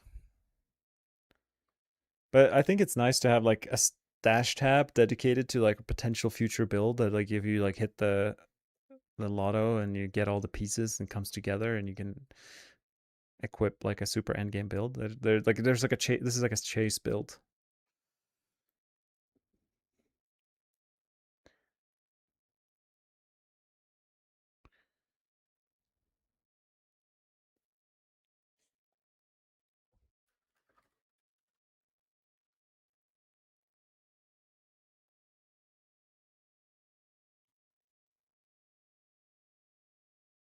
Oh yeah, you can roll max resource on the amulet too.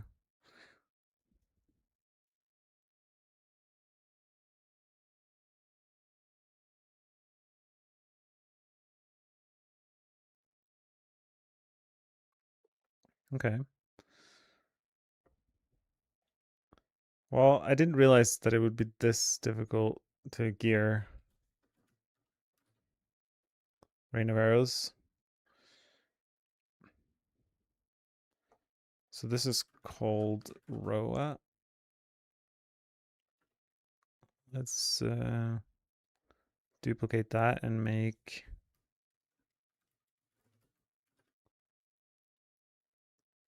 poison one.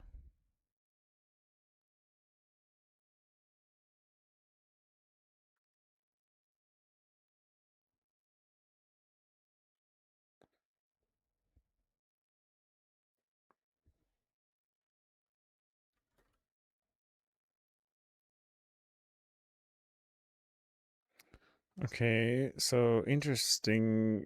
For poison, we could play the other set, I suppose. But then we lose our shadow clone.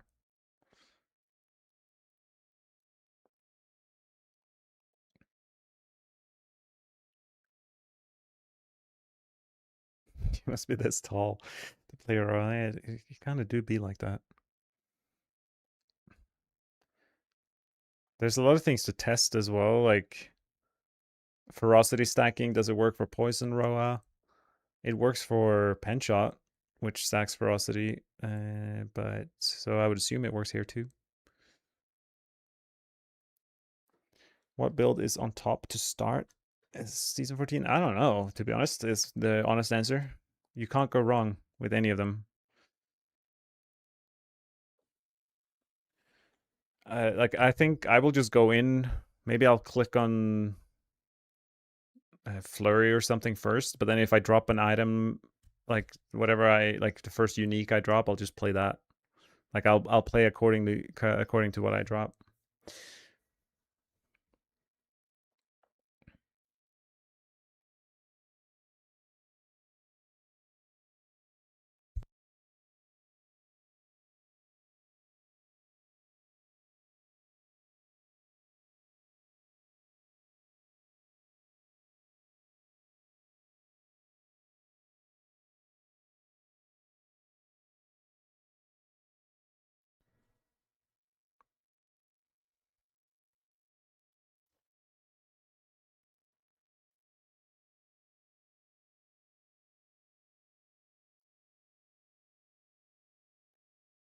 Cold After, yeah. Now I'm trying to make a poison row as well to see.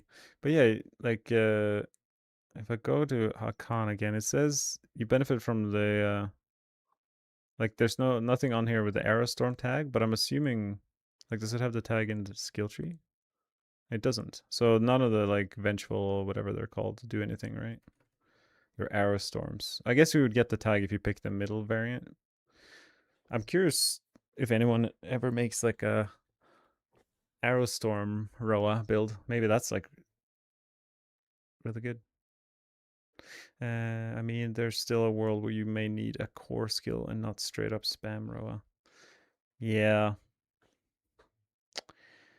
that is true.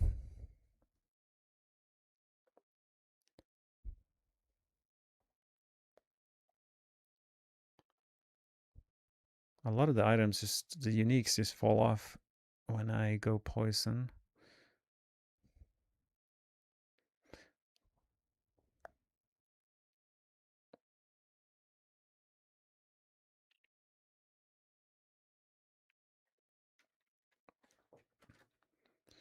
Go Etna.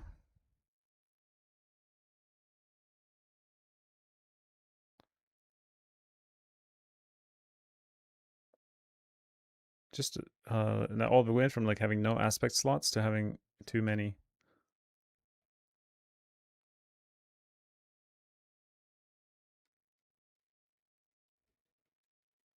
It's sad that I don't have a spot for Malice on the cold one. Because everything's going to be knocked down, so that would have been a good. When you look at the other variants, if you don't take the cooldown side note, it's impossible.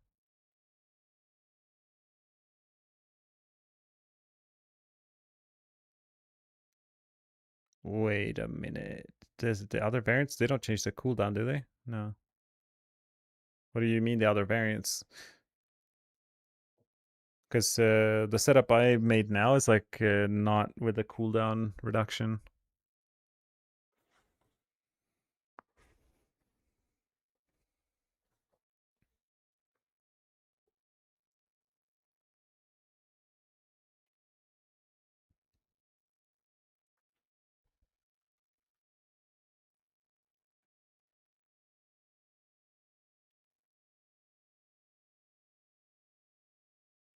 think a rogue has S tier builds in season 14. Yeah, I do think so. Maybe quite a few. It'll be determined in the first week of the season, I guess, or first 2 weeks at least. We have a lot of. That being said, I have no idea what the other classes are doing, and the tier list and stuff is always relative. So, but my sense is that rogue will be up there.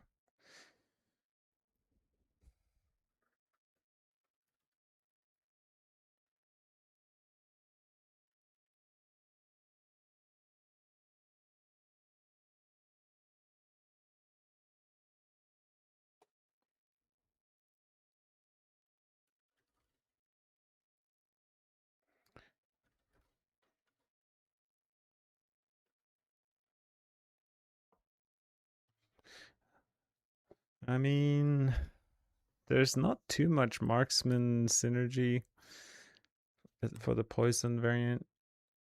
Cold one is a little more. Feels like an archetype. The gear for poison is basically like any other poison build, besides the cooldown affixes and stuff.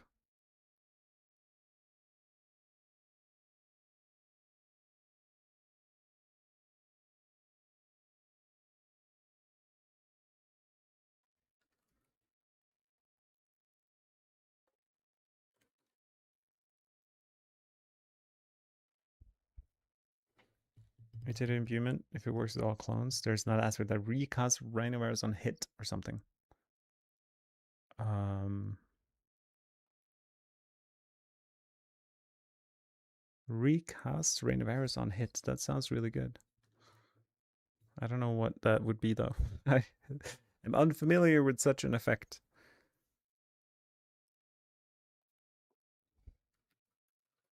Does cooldown roll? Cooldown does roll in the chest. Does it? Like, I feel like I barely ever saved a chest with cooldown. Is that actually how that works?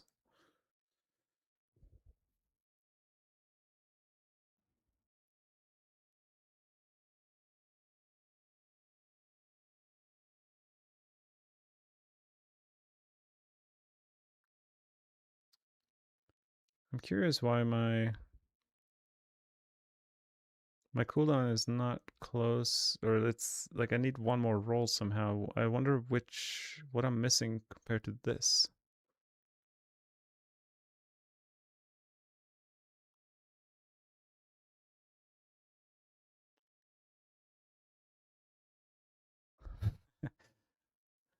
This is 9.8, 19.8, and this is 20.8. 12.9, 12.9.9. Oh, 16. Okay, so I masterworked one roll on this. There we have it. That that makes sense. Okay. Something like this. It's only 4 uniques, and cold has 6. I don't think it will be that hard to make these work. Like, I think just by default of saving any GA cooldown gear, you will be able to put Rain of Arrows together, which is pretty sweet.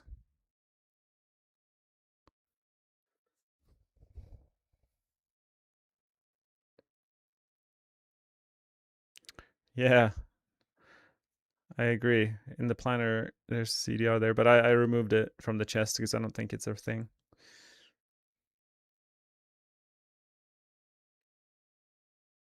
I think in season 13, Shadow Clone did not work with Poison Imbuement.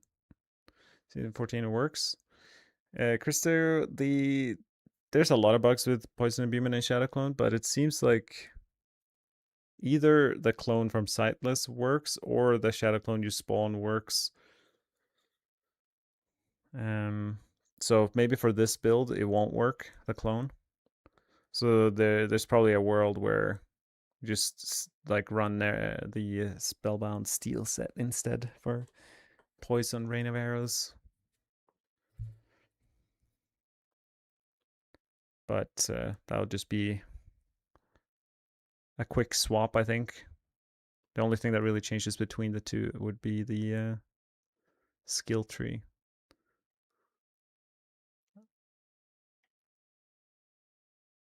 Vulnerable application might be an issue if I don't run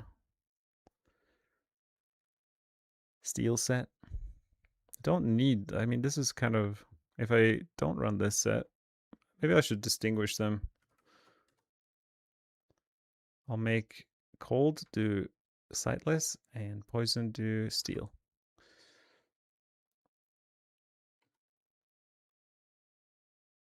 There's a lot of handy things that comes with the quality of life that comes with this beautiful purple set.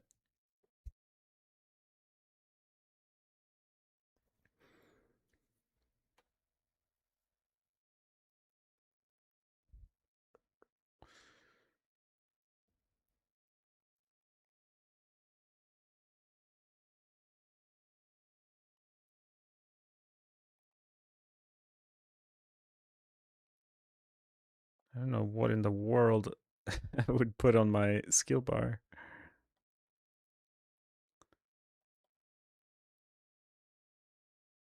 I mean, Dark Shroud.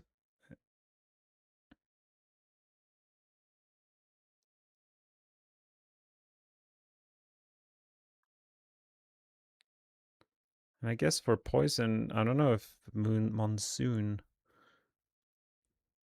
Maybe it's worth it.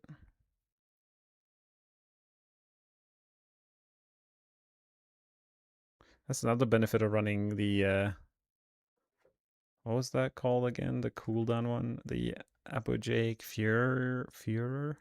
You get infinite concealment in between each cast because you reset the cooldown of it, and then you can benefit from this. But maybe if you don't, like, I don't know how we would.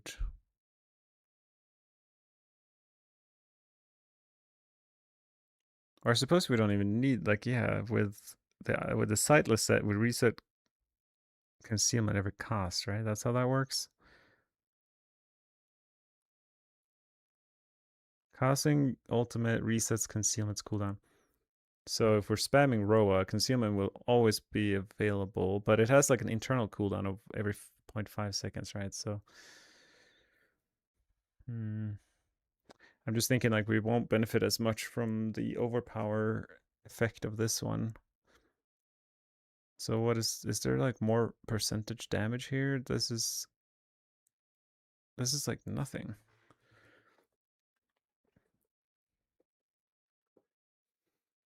Why is the damage like a third or less? Maybe it's fine. You just like lean into Monsoon. You don't worry too much about the overpower stacking, and it happens sometimes when it happens, and you just enjoy the knockdown.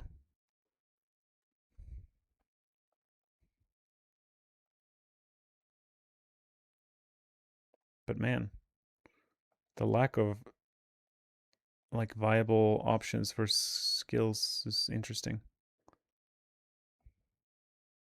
I could put a core skill on there, like a flurry for more mobility. That seems so silly.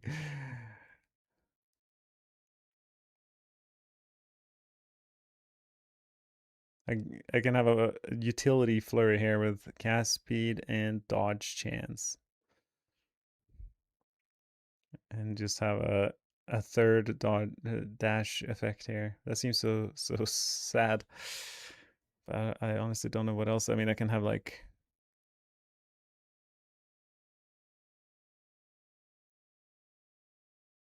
overpower stacks, I suppose. But I get a bunch of overpower from cold.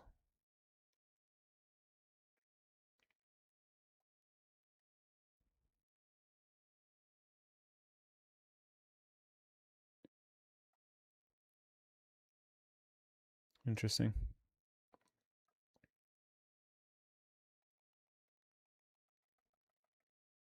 That's a very strange looking skill bar. A little bit sus, but I'm not sure what could possibly be better.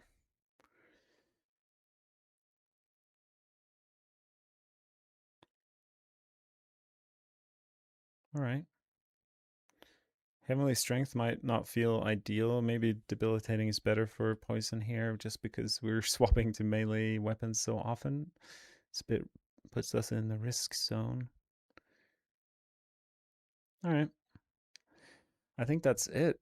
There's no other real build. Like I have a lot of work to do on ancestral and starter versions for all the builds I'm covering, and then also I gotta write out the guides, the text for them, so that it's clear why I made the choices I made and stuff like that. I have not really done that.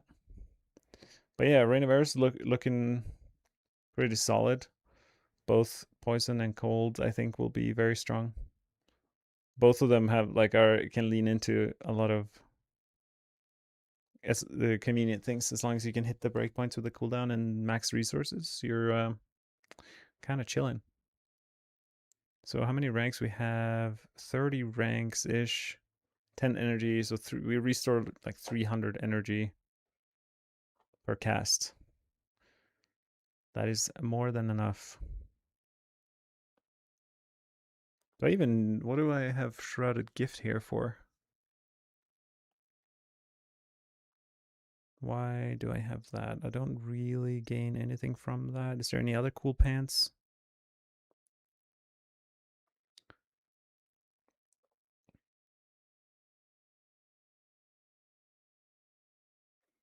I'm not sure. Woody said that the pre-downloads have been like encrypted the last few seasons, and like even though we have a pre-download, like they can't like turn it into like the planner or whatever. Like they could, like I think some of the other planners they like manually do it, but I don't think Maxroll does it manually. They wait for the launch of the season and then it drops.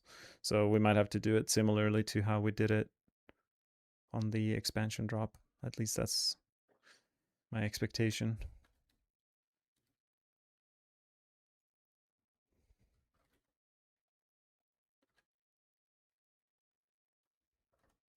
Yeah, I think just legendary pantalones here. I haven't really put affixes on things, but it's kind of whatever.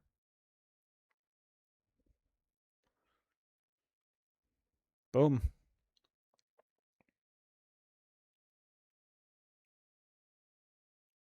Coupled with Word of a Con to have you and your clone supplying agreements was just a theorycraft.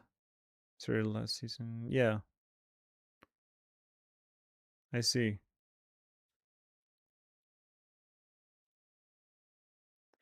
I mean, arrow storms are not rain of arrows. A lot of people get that confused.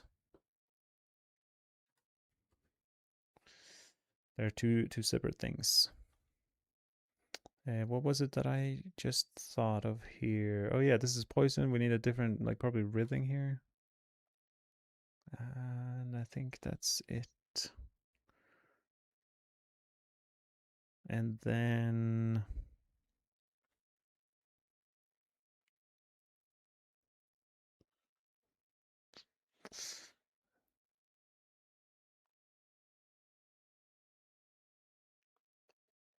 something else I was going to do on Rain of Arrows, but if I think of it.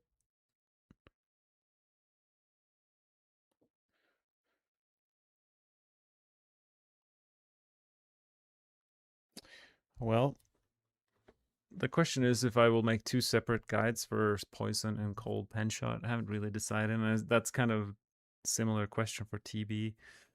I'm leaning towards just sending poison because there are so many other cold builds. At least to start off the season, and then I'll flesh out the cold as I play.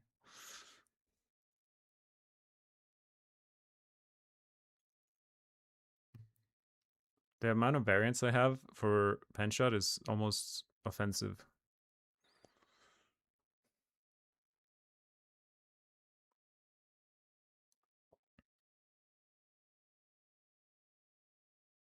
Not sure if you're separate them. Yeah, I feel like it makes more sense to drive traffic to just the same place. And like if you're playing a pen shot build, there's just that one URL. You don't need to like go elsewhere. But like if we look at what it looks like in the live, Like it's a little bit messy. This is the live guide. You scroll down and there's like kind of, I don't know how to better differentiate them. It would be cool if I could like edit this text to be blue for cold and green for poison or something. But yeah, there's 4 cold variants and there's 3 poison variants.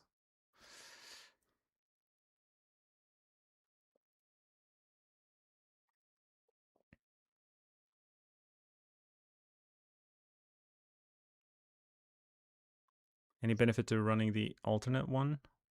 What do you mean, Jaeger? Which alternate? The only thing if one element far surpasses the other in power. Yeah, I mean the problem is they don't, right? Like every rogue build, whether you play cold or poison, they're all like you speed farm tier 12 with everything. Like pretty much every rogue build can do like tier 130 or close to it. So it becomes almost impossible to completely negate or like just like remove a build that is really strong. Like cold TB is going to be really good, and someone will ask for it or ask me why I haven't made a guide for it and stuff like that. So it is. I think that's like what D4 is heading into. It will be. I mean, that's what the goal with these new skill trees, right? Like, you can play a ballista pen shot or you can play a shade pen shot. There's different variants. So at some point, I guess the decision needs to be made on like because the tier list would get pretty cluttered if every variant becomes its own new URL and new link. It's gonna be a lot of potential builds here versus just kind of it becomes like a folder like penshot. You find penshot in the list here, then that in itself contains like 3 different variants of penshot. But yeah, it becomes tricky because if it is an S tier build, but maybe it's only one of the variants. So no easy solution for sure.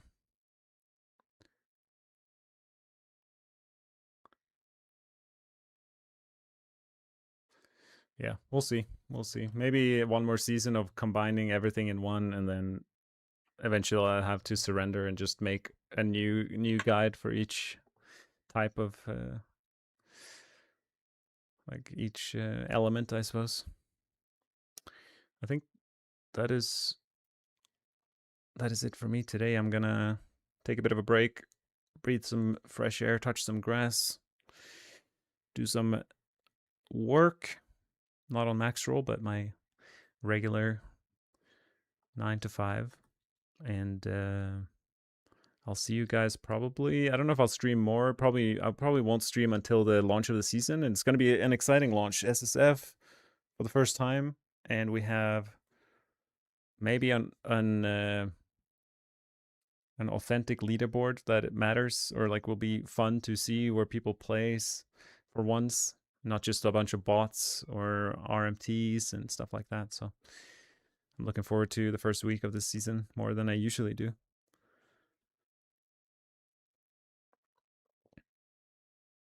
Yeah, Jagger, exactly. Becomes a bit complicated. It's hard to explain all that inside the guide. But yeah, maybe the intro I could do that.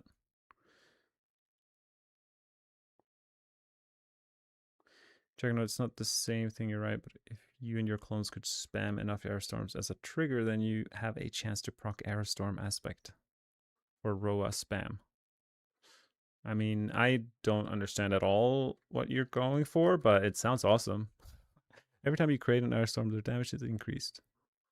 I don't think, like, there's no aspect that spawns Aerostorms. But I'm probably just confused in terms of what you're talking about. But yeah, take care, everyone. I hope you have a good one, and I'll see you on the flippity flip.